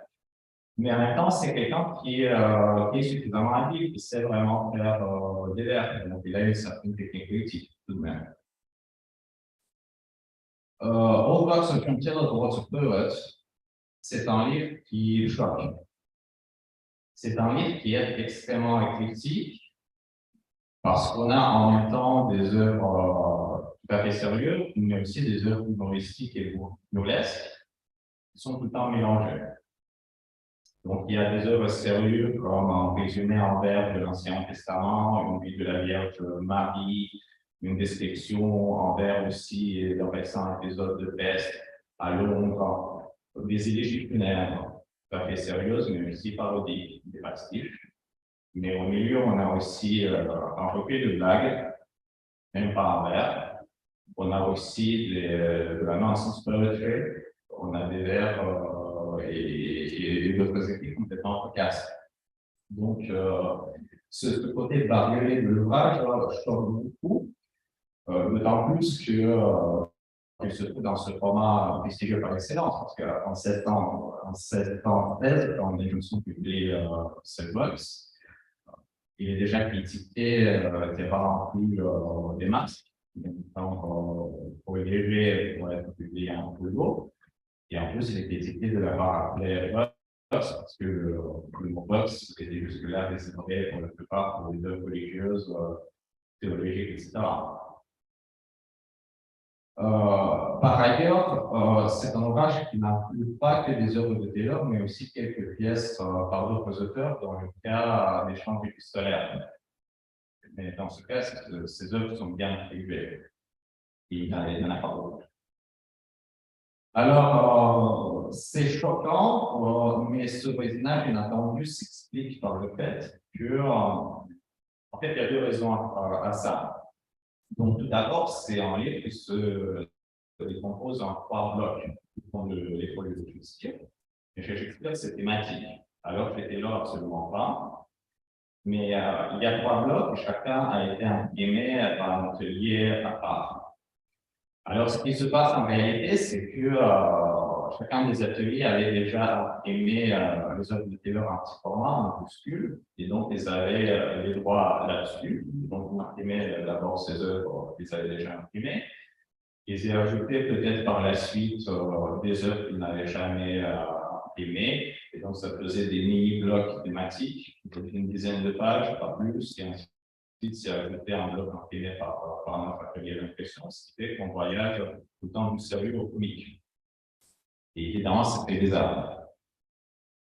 Alors, qu'est-ce qu'on a comme paratexte dans le projet de Taylor? On a à peu près, il y a des éléments textuels comme les dédicaces, les salutations and greetings, il y a ces signatures, il y a des arguments, prologues, épilogues, mais aussi force notes, index, catalogue, errata, titre courant, etc.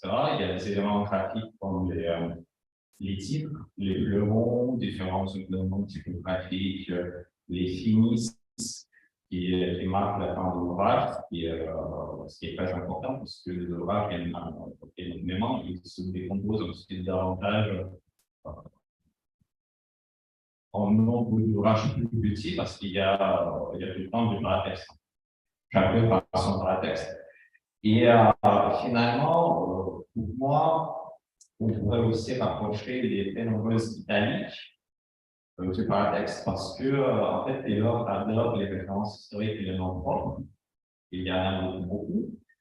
Et donc, on voit tout le temps des italiques qui sont évidemment à l'intérieur du texte, mais qui sont visuellement démarqués du texte comme étant d'éléments extérieurs. Donc, ce n'est pas du paratexte vraiment parlant, mais pour moi, ça me semble un peu. Alors, commencer par les dédicaces. Là, sur la slide, c'est la page de titre avec les dédicaces générales. Là, on est tout à fait dans la normalité paratextuelle. Il s'agit de quelques noms de pape, donc 3 personnes, dont 2 sont les frères Herbert, qui ont été les locataires du premier projet de Shakespeare.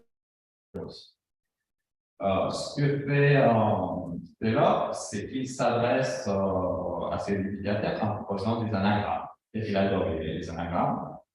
Donc, pour le premier, James Hamilton, il propose I am all honesty. Pour le deuxième, le premier code, il dit liberally make or repute honorable. Et pour l'autre code, il dit firm faith because all my proper honor. Donc, évidemment, il n'hésite pas à allonger les titres pour avoir sur quoi bâtir ses jeux de mots. Et on voit bien que l'orthographe de l'anagramme qui en résulte est quelque peu approximative. Et lui, il adore les anagrammes et il n'hésite pas à aller aussi dans le sens inverse. Par exemple, dans une œuvre religieuse, il parle de Judas et il déchiffre Iscariot comme traitor is. Donc là, on a été dans la normalité, mais ce qu'il faut aussi, c'est qu'il y a aussi nombre de dédicaces à des personnages de fiction, à des êtres imaginaires, y compris des notions abstraites.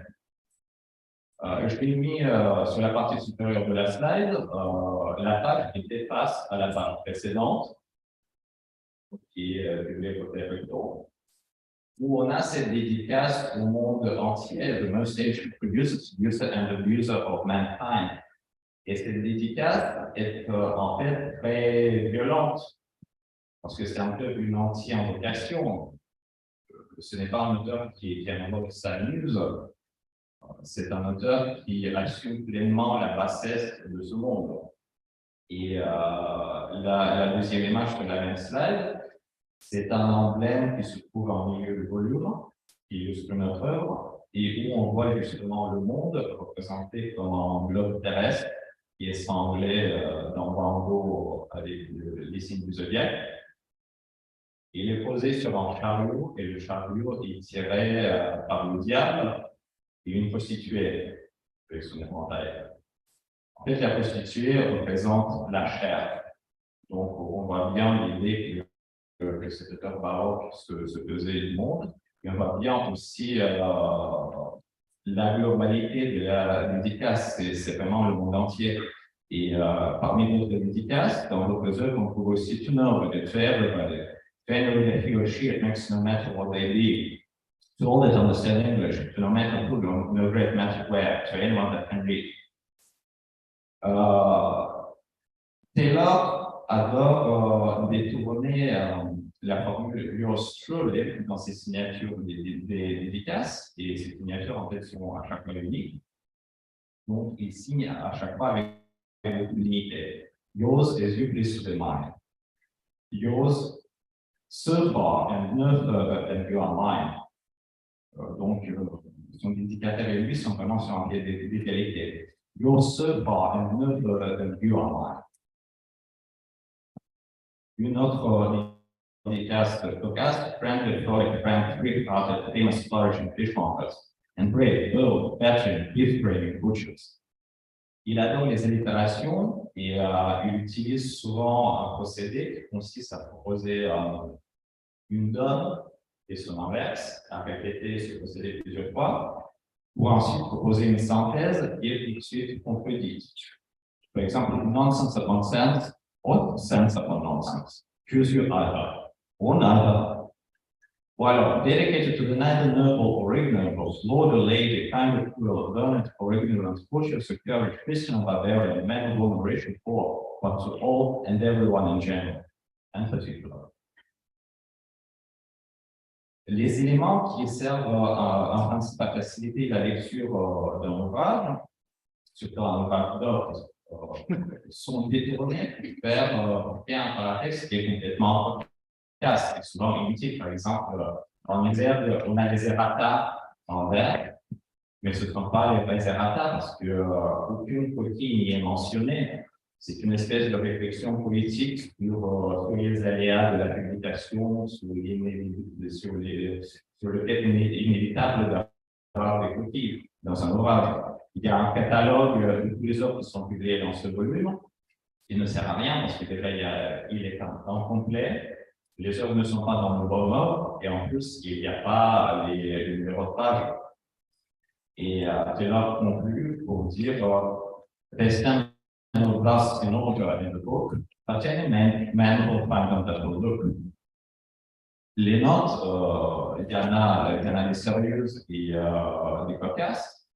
Donc, il y a des notes parfaitement sérieuses, par exemple, dans ces ouvrages religieux, il commente l'allusion à tel passage dans la Bible pour mettre la référence du verset de la Bible. Mais ça peut être complètement cocasse aussi, comme sur ma slide. Any rat that is spy is a pirate. Ça, c'est du Lewis Carroll. Voilà. Ensuite, il s'est passé quelque chose d'assez intéressant dans cette édition. En fait, dans les éditions de ces opuscules, dans les éditions précédentes, on avait souvent les notes marginales, donc imprimées de part et d'autre du texte principal, et c'était un peu le synopsis de l'ouvrage. Alors, apparemment, ce n'était pas possible de les imprimer tels quels dans ce folio, et les imprimeurs les ont regroupés en bas de page pour créer des fausses notes de page qui ne servent en fait à rien. Et l'appel de notes, c'est toujours un astérisque. Ce n'est pas deux astérisques ou trois astérisques de suite, c'est toujours un astérisque, ce qui fait que déjà, c'est très difficile de les situer dans le texte principal, et puis ça ne sert strictement à rien. Et là, c'est son propre scoliasme. Il est obsédé par la figure du scholar, et il fait beaucoup de jeux de mots en jouant sur son état de scholar, son scholarship et le scholarship. Donc, c'est un peu son antagoniste savant, le scholar. C'est un bête noir, mais aussi, je pense que c'est vraiment son fantasme. À un moment donné, il dit que ces vers peuvent être compréhensibles par un enfant de 5 ans, mais aussi par un scholar of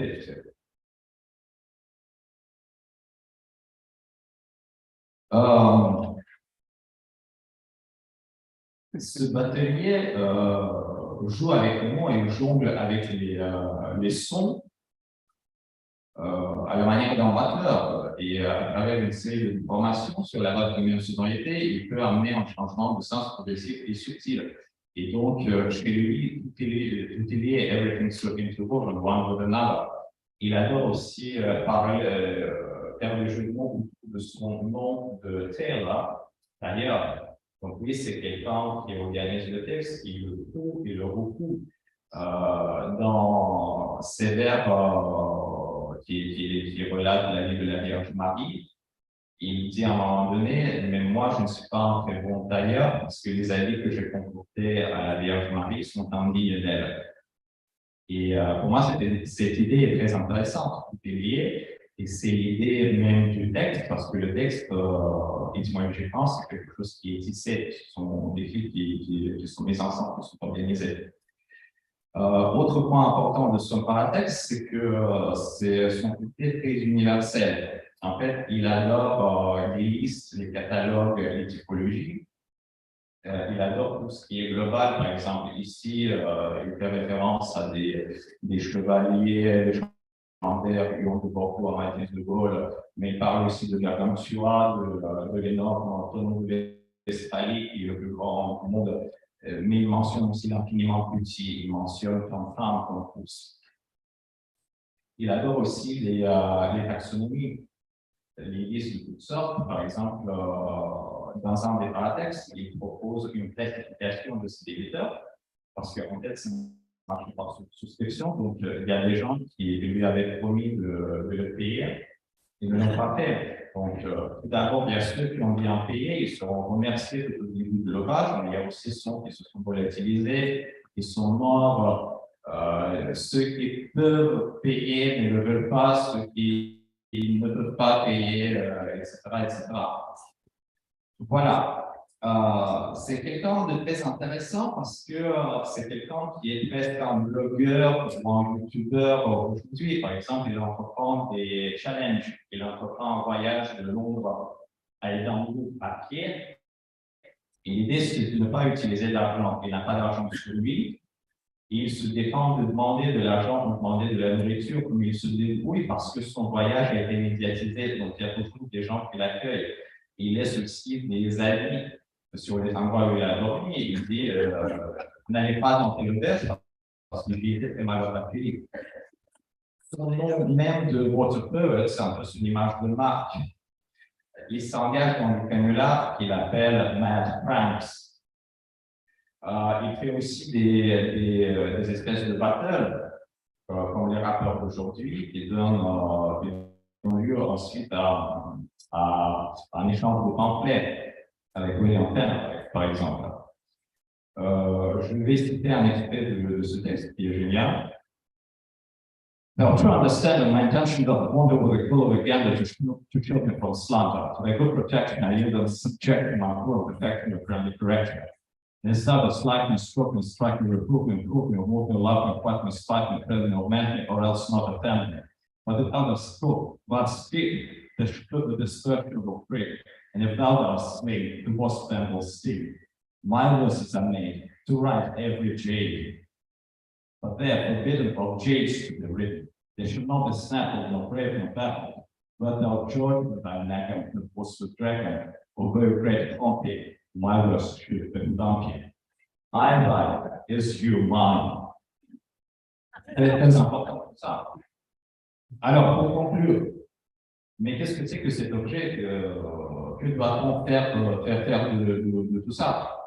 On avait pendant très longtemps tendance à voir dans la publication de ce folio une tentative désespérée de se projeter une réputation d'entrer finalement dans ce panthéon des grands, et on allait même jusqu'à prétendre que Taylor avait payé l'éditeur pour qu'il produise ce volume. Mais on sait aujourd'hui que ce n'est pas vrai. On peut voir dans cette publication une espèce de carnet culte de l'imitation de Ben Jonson, qui est l'idole de Taylor, mais qui le déteste malheureusement, ou de Shakespeare. Mais en fait, pour moi, c'est un acte parfaitement légitime, même s'il paraît un immense bras d'honneur vis-à-vis de la culture haute, de l'establishment. C'est fait un peu malgré la volonté de Taylor. Et pour moi, objectivement, c'est un ouvrage encyclopédique et une espèce de somme de connaissances, somme de savoir qui sont certes très souvent inutiles, et justement, c'est Dan Johnson qui reproche à Taylor sa vacuité sémantique. Mais c'est un personnage qui est assez ubuesque dans un sens, et qui fait justement penser à l'univers de Paris. Mais pour moi, de toute façon, c'est parfaitement légitime et je pense que c'est suranné de voir dans la publication de ce folio un acte de mondialisme dans le traitement très médiocre.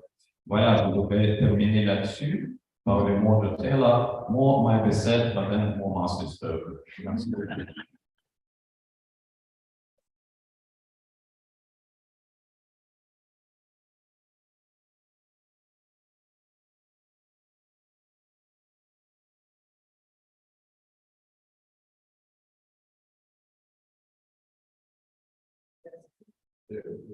Alors, oui, voilà ça. Merci de nous en avoir dit davantage donc, sur ce personnage en couleur, parce qu'il y aura des questions tout à l'heure, mais on va d'abord passer à la seconde communication. Donc,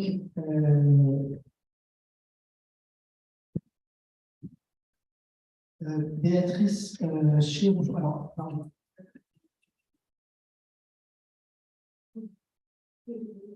Oui, alors, Béatrice Chirou, j'espère que je pense Shakespeare, je pense sur mauvaise cloche. Donc, elle est doctorante à Sorbonne Université sous la direction de Nicolas. Ses recherches portent sur l'articulation entre autorité et paratexte dans la littérature anglaise de la première modernité. And switch to English now. The title of the presentation has on the topic that is dear to me, so I'm particularly glad to listen to our presentation. So that in my ratings 69 in folio, small volume, and modern.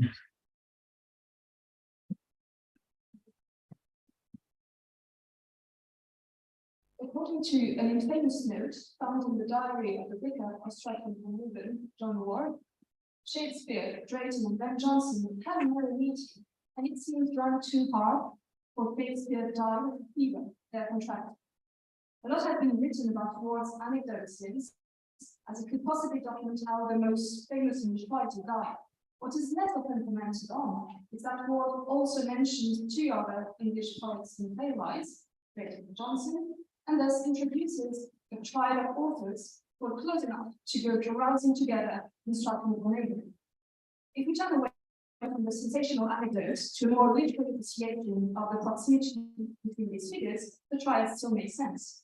Whilst Shakespeare and Jonson have often been compared to one another, whether it be in terms of size, literary interests, or sense of authorship, Drayton is more rarely entered into the equation. In this paper, I would like to focus on a specific item that connects Drayton to both Jonson and Shakespeare, and to the topic of his conference, the following. In 1619, that is to say, 3 years after the works of Ben Jonson, 4 years before Mr. William Shakespeare's comedies, histories, and tragedies, Michael Drayton's own folio was published under the title Poems by Michael Drayton Esquire. The names in the imprint also connect the volume to Jonson and Shakespeare.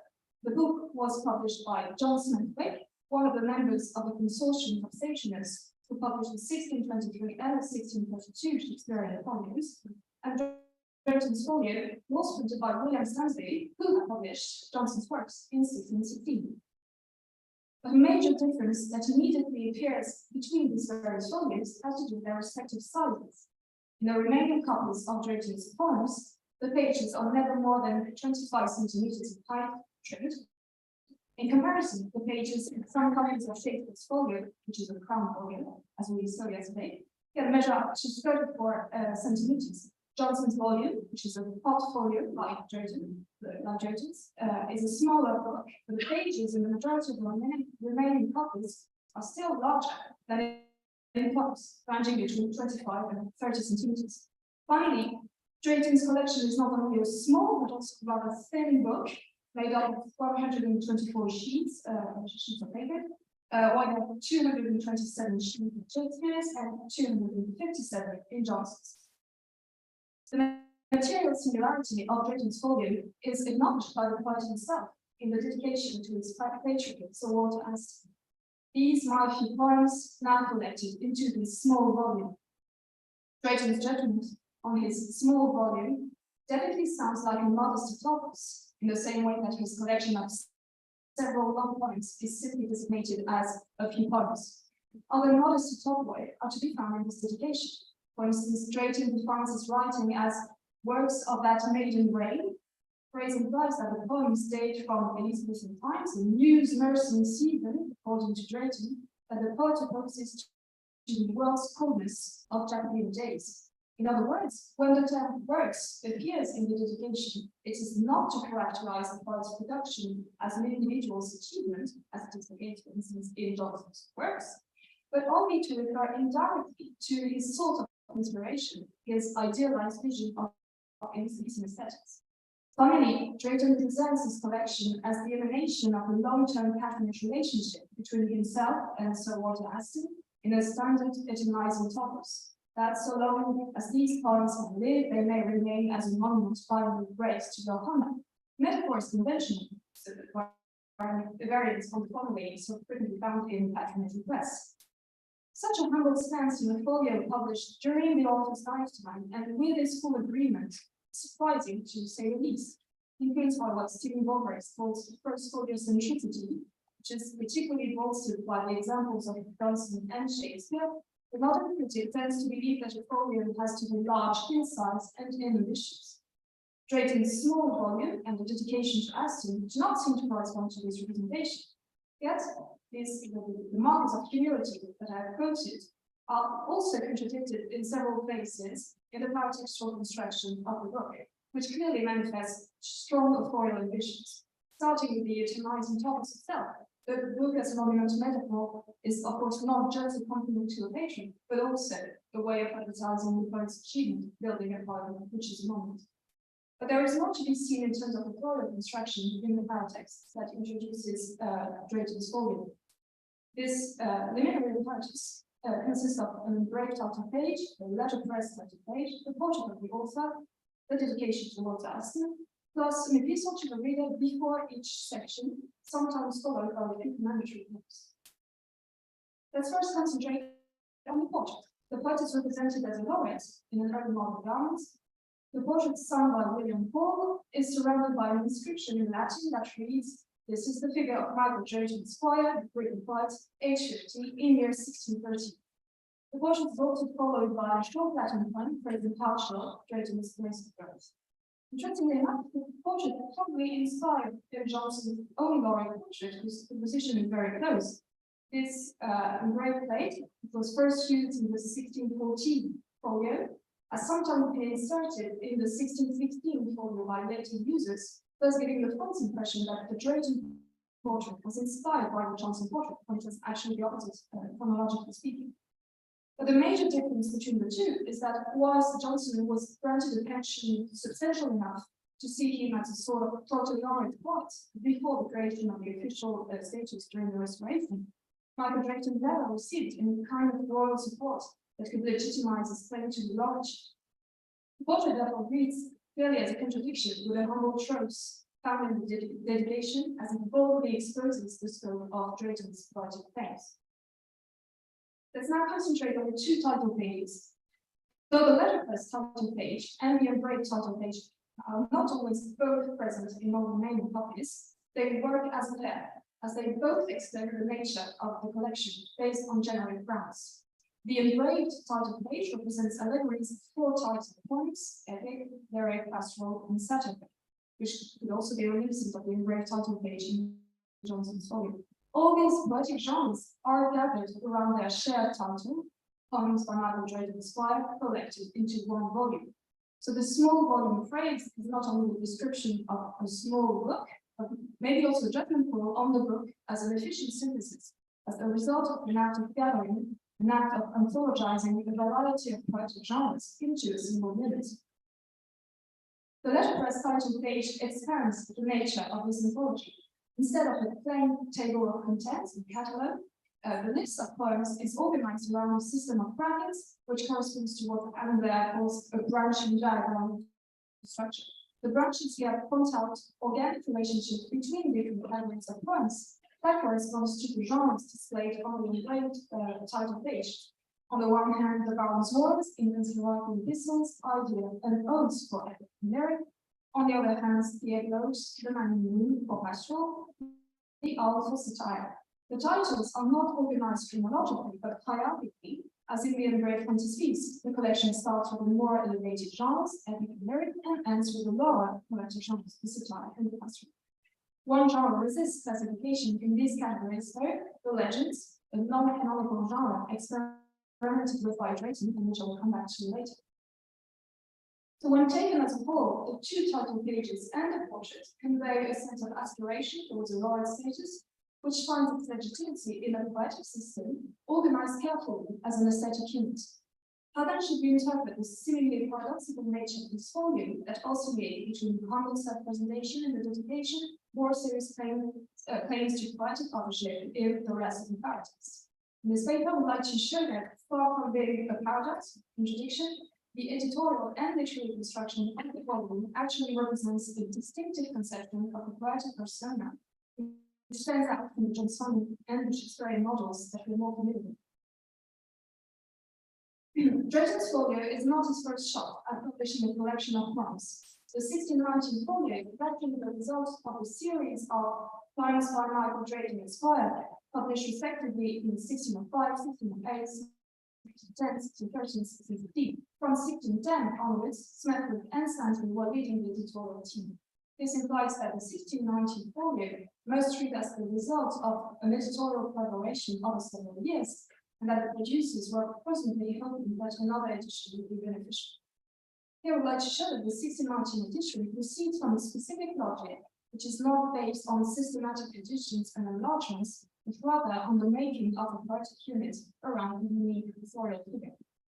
According to Fulbright, in his study of shifts in format in English literary folios, choosing to print in folio rather than another format was not always a question of prestige, but could also result from economic reasons. For a printer and a publisher, a folio could sometimes be more economical than a table or a quarter, simply because it enabled an optimal use of the space on the page, with a smaller number of sheets used, which particularly made sense for very long texts. Not for Drayton's poems, though. In 1690, Drayton amended his previous versions of his collection. He reworked idea in time, corrected the Baron's Wars and the legends, and added a number of poems that were not present in the previous editions: the odes, the ode, the pastorals, and the moon. The number of poems increases, but so does the number of pages in a non-proportional way, which means that Drayton's volume is definitely not a folio economy, according to Goldberg's definition. Comparing the shift in the number of sheets used depending on the format also reveals that Drayton's folio is a small volume indeed, but still much larger than what it could have been if economy had been the only deciding factor. The material consequence of this is there, really not, because it's very well. Sorry. The pages enhance white space, or sometimes display notes or commentaries in the margins, which were absent in previous editions. This also suggests that, from an editorial point of view, a collection such as Drayton's could be marketed as an ambitious work, not thanks to its size, but thanks to its use of space on the page. The book is not made attractive by its physical volume, but through the decorative and scholarly features that it includes. Drayton's example thus shows that folio does not necessarily mean large, and that small does not mean frugal or unadorned. Another hypothesis I'm tempted to suggest here is that this folio is a small volume precisely because, as a book of poems that is derived from a series of potato predecessors, it was maybe initially designed for private or intimate reading, maybe even more so as it includes lyric and love poetry.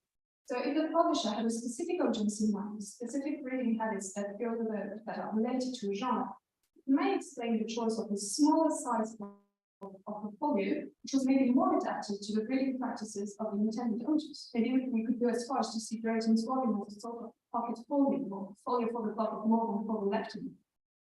To put it differently, the 1619 folio is a small volume when compared to more famous contemporary literary folios, but it still corresponds to the growth in the ambitions of the book when compared to its previous versions.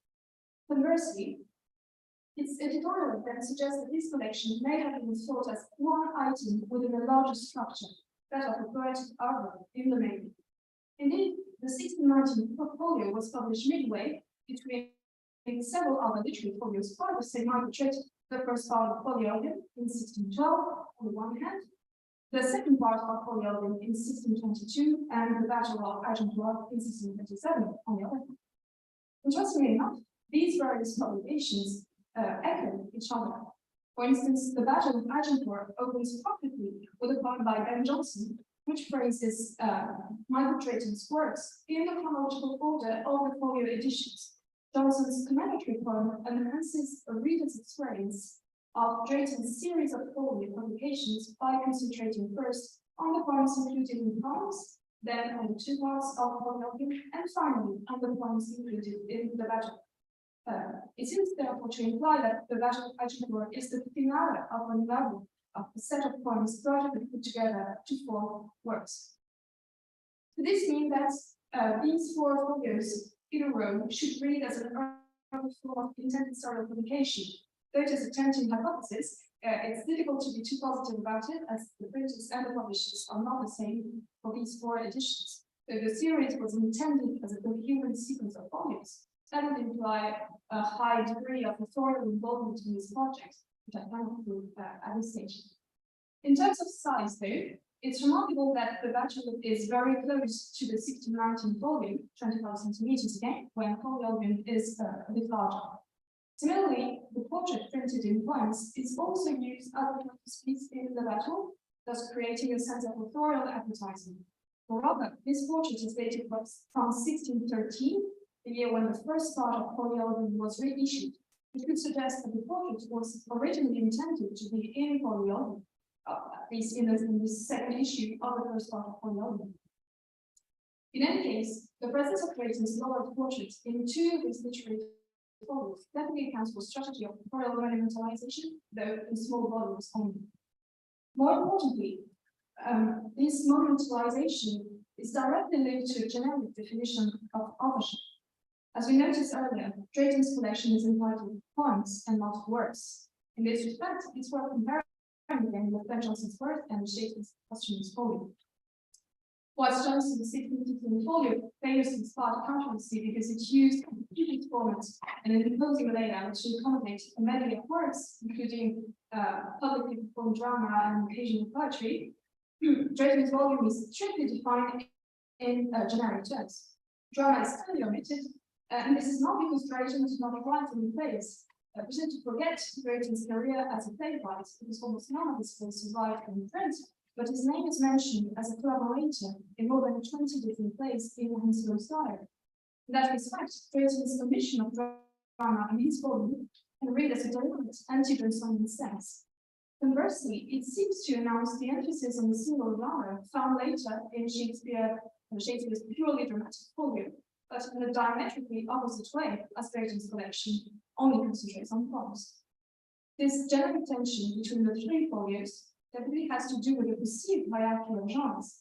Whilst Johnson's folio gave drama legitimacy by setting it on equal footings with poems, and whilst the Shakespearean folio suggested that drama on its own was legitimate enough, Drayton's folio takes a more conservative approach by only admitting non-dramatic poetry in its definition of poetic authorship. Compared to Johnson's full claim to lauric achievement in any genre, Drayton seems to have chosen generic folio. To understand how generic conventions inform the definition of the 1619 folio, we have to return to the branching diagram on the left page. What is significant here is that the diagram is not designed to help the reader navigate the book. No page number is indicated, so that this diagram is not a tool for using the book, but a miniature version of what the book has to offer as an organic body of text. The collection does not therefore read as an inconsistent compilation of all the poems written by Drayton.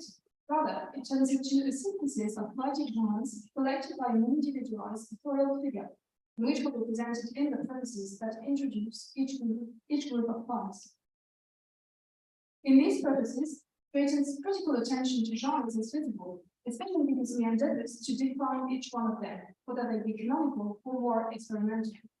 In particular, Drayton manages to include in his generic system an idiosyncratic kind of poem, which he calls the legend. His definition clearly establishes the legend as a natural variance from the most noble poetic genres, the species of an epic or a heroic poem that describes the act or acts of someone or other eminent person. The legend therefore logically derives from Drayton's other attempts at epic and heroic poetry in the volume, namely the Baron's Wars and his heroic epistles. Another example is to be found in the O, in a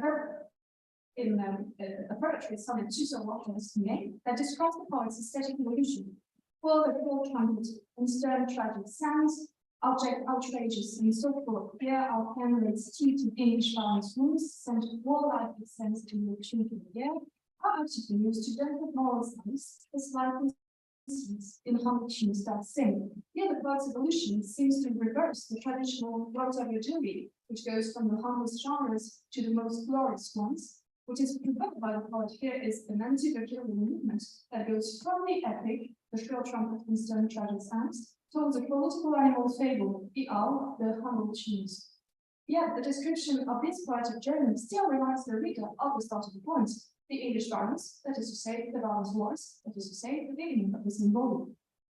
These are a few examples of how this folio is deeply defined by its generic ideals, and how the preparatory material investigates how different kinds of poems can be gathered in a single volume. Drayton built a system of filiation from one poem to the next, in the form of poetic continuity present on the authorial figure. Drayton's generic consciousness may also have to do with his own self-presentation as a poet of the Elizabethan days, who fuses the audacity of his age, maybe a lot of Johnson's president. Indeed, many of Drayton's Jacobean publications enhance a sense of nostalgia towards an idealized poetic past.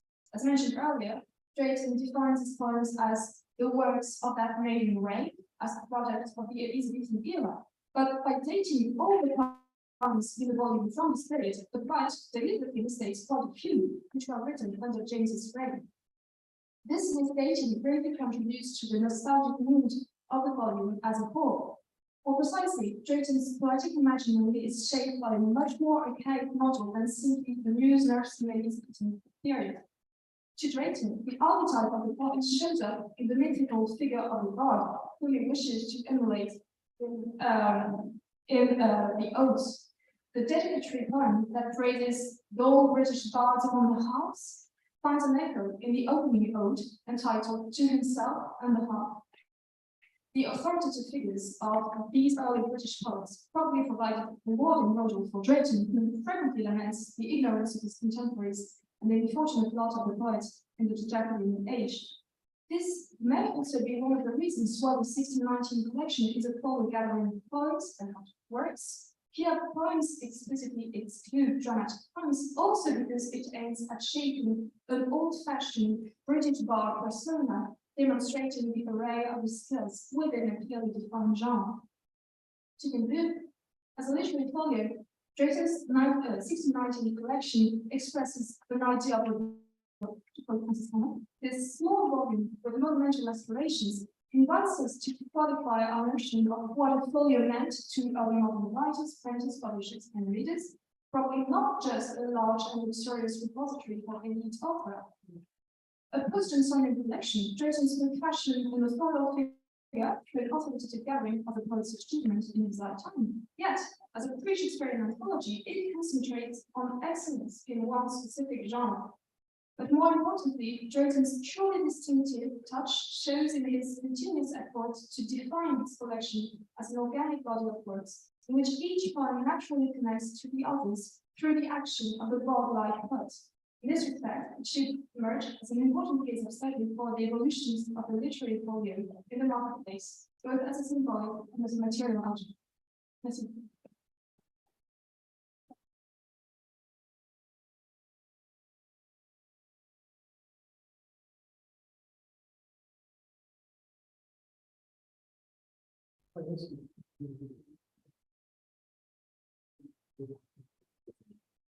Okay, thank you very much for this absolutely fascinating presentation and the two presentations obviously mirrored each other. There are interesting ways that as far as portfolio construction is concerned, so I'm sure that's what I have been said.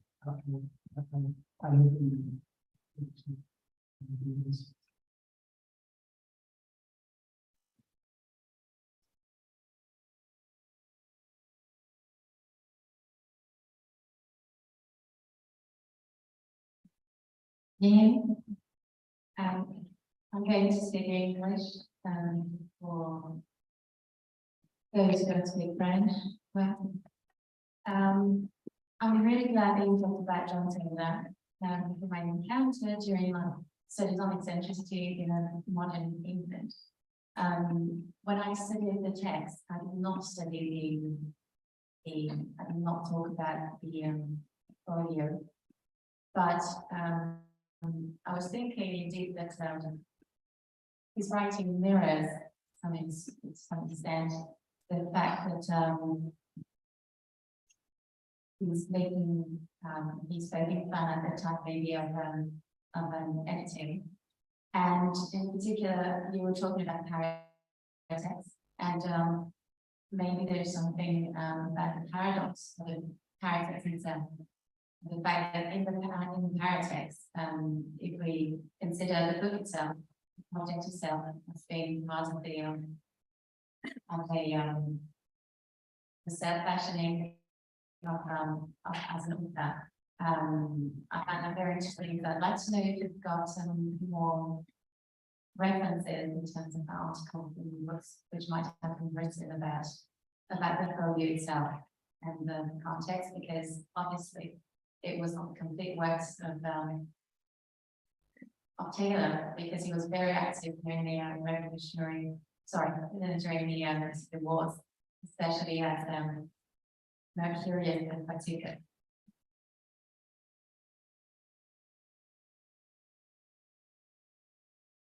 Yeah, thank you very much.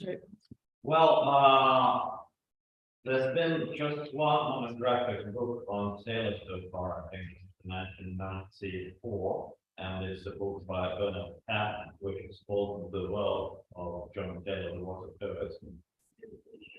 And it's nice to look, it's becoming slightly outdated, I guess.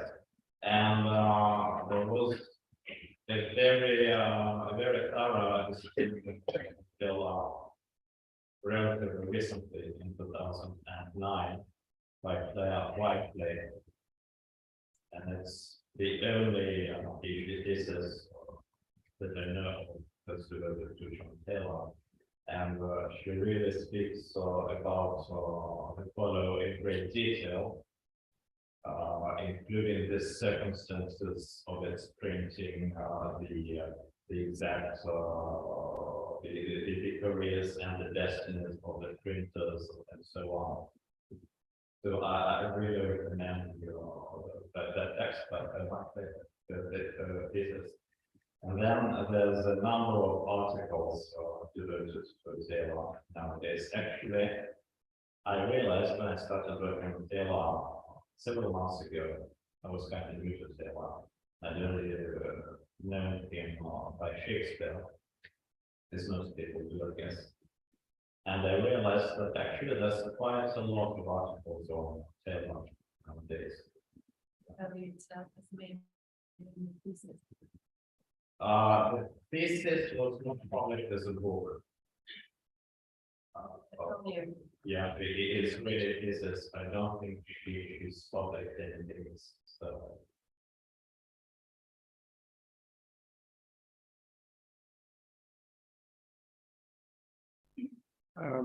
Thank you to both of you. I thought this was fascinating because these were two anti-folios in a way, because one was too exuberant and just totally crazy, and the other one is subdued, so not doing enough to be a proper folio.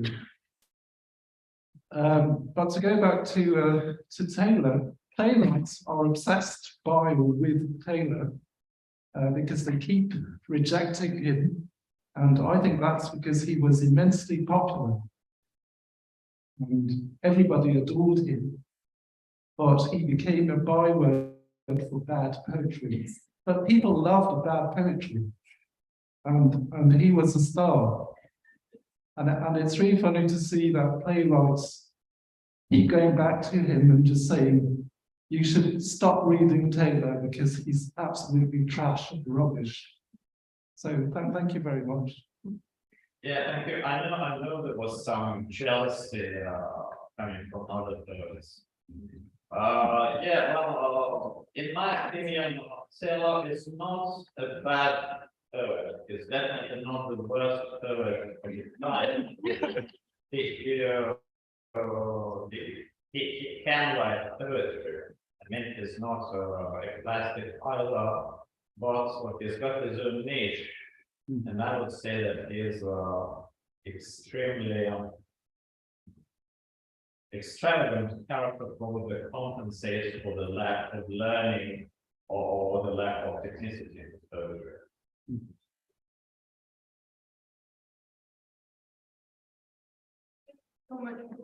To both of you as well. I just wanted to ask Beatrice, thank you so much for introducing us to, well, me, to the Drayton 1619 folio. I think that it's very interesting that he might have wanted to distinguish himself at some level, you know, from the folios that had plays in them. At the same time, it's interesting that Johnson himself, how should I put it? Speaking my own language, I can't put it. Johnson himself feels that he has to defend his art in folio by calling it a poem. He is, you know, he calls his dramatic art poetry. So I think that's interesting right there. So the play poem divide, well, I don't know, but the legends are also very interesting. Is there, he did write Polyolbion. What is the relationship for you between this epic poem and the legends? As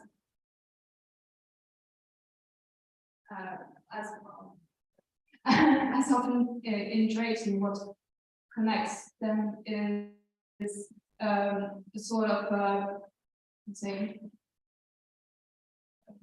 maybe a sense of Britishness, if I can say that, because Polyolbion is an enormous eulogy of Great Britain, and then the legends are very connected to well, lesser known heroes of English history.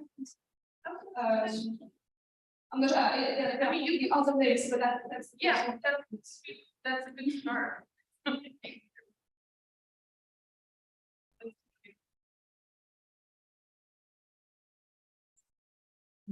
Thank you to both of you.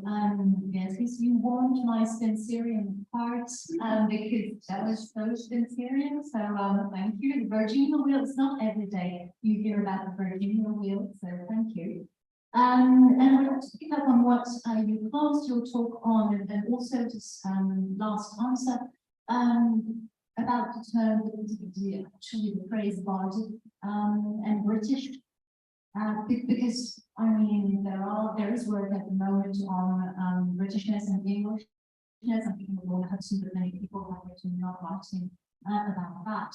I used to say the link between Englishness and Britishness, and also as a Spencerian, that's something I'm interested in as well, because there's this tendency to blend, to merge, or to want to divide, to separate, but so I used to say you zoom one under the other, etc. So I was wondering about the two elements, Bardic, which would direct us towards maybe Ireland, or more generally Celtic ancestry, and the British, which has a lot of, is it the same? Is it more Saxon? Is it along the lines of Troy Norland, etc.? I was quite interested because it's very rich way of approaching things, but I would like you to tell us a bit more, if you can, in terms of how this relates to, once again, processes of self-fashioning, portraying as an author. Well, thank you. It's a beautiful question, and I'm afraid I'm not able to answer very thoroughly at this stage. So you're right. There is something interesting. There is the issue of well, national identity, clearly, and his national identity as a poet as well. And again, you're right. Polyolbion is about Great Britain. England's heroical epistles is really about England. So and then just about Ireland, for this really I don't know. So but there, you're right, there is something in there, and it's also very sensitive. We have time for one more question. And two more questions. Thank you both again for such great papers, and just one other connection, sort of, or kind of continuously connecting the dots between those two writers is Stanley. The printer of Drayton's Folio, Stanley also printed Cordate's Crudities, which in Cordate, Taylor hated Cordate, and so there was this enmity between them. And it's just interesting that you started with Shakespeare and Johnson and Drayton, who are set that Taylor was explicitly like kept away from. This sort of dynamic between Taylor and Johnson and Taylor and Cordate specifically kind of kept him separate from his elite writers. And so I was wondering if either of you could talk about sort of go back to that space of literary elitism in this period, and sort of, I mean, I think you've done such a good job of positioning the poems as as you know, alternative to just dramatic work or something. And it's done a really great job of kind of having Taylor pushing back against the against that. So I was wondering if you could say a little bit more about maybe the kind of class dynamics sort of involved in the publication. And thank you. Yeah, thank you so much.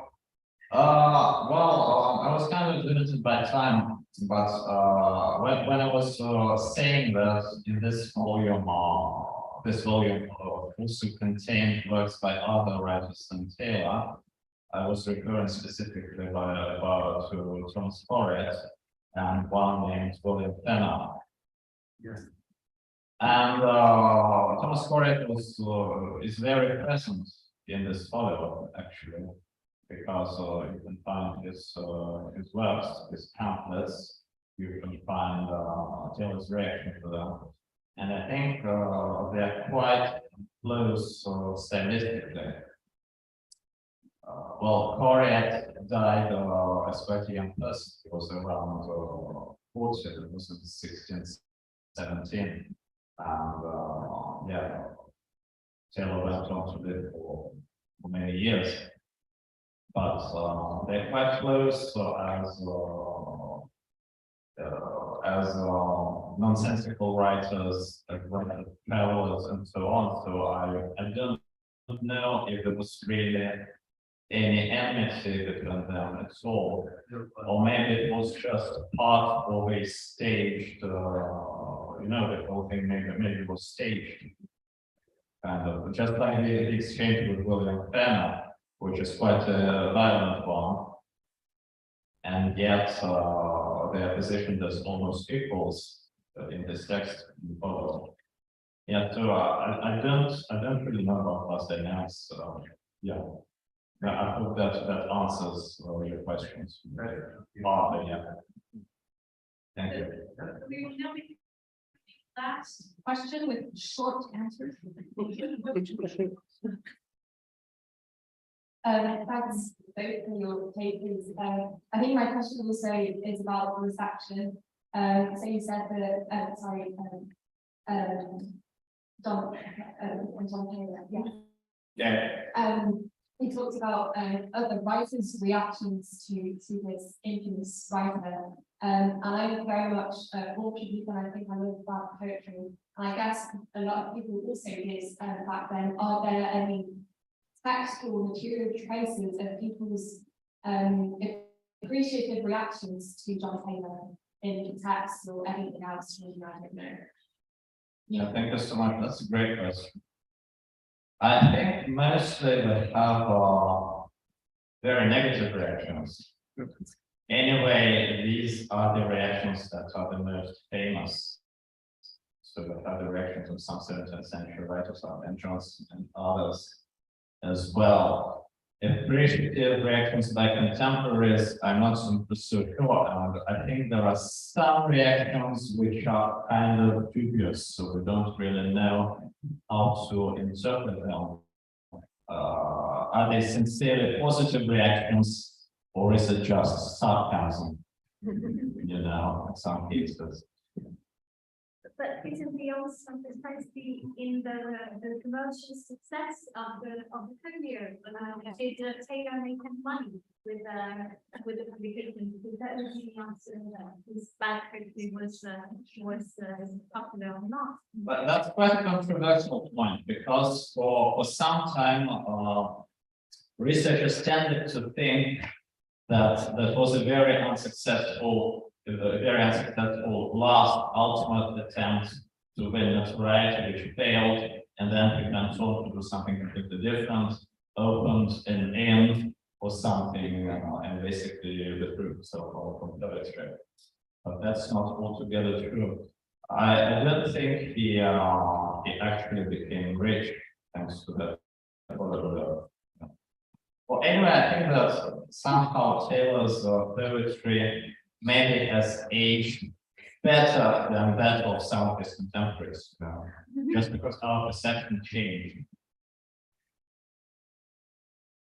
Thank you very much. I think we'll have to start. Unfortunately, because the time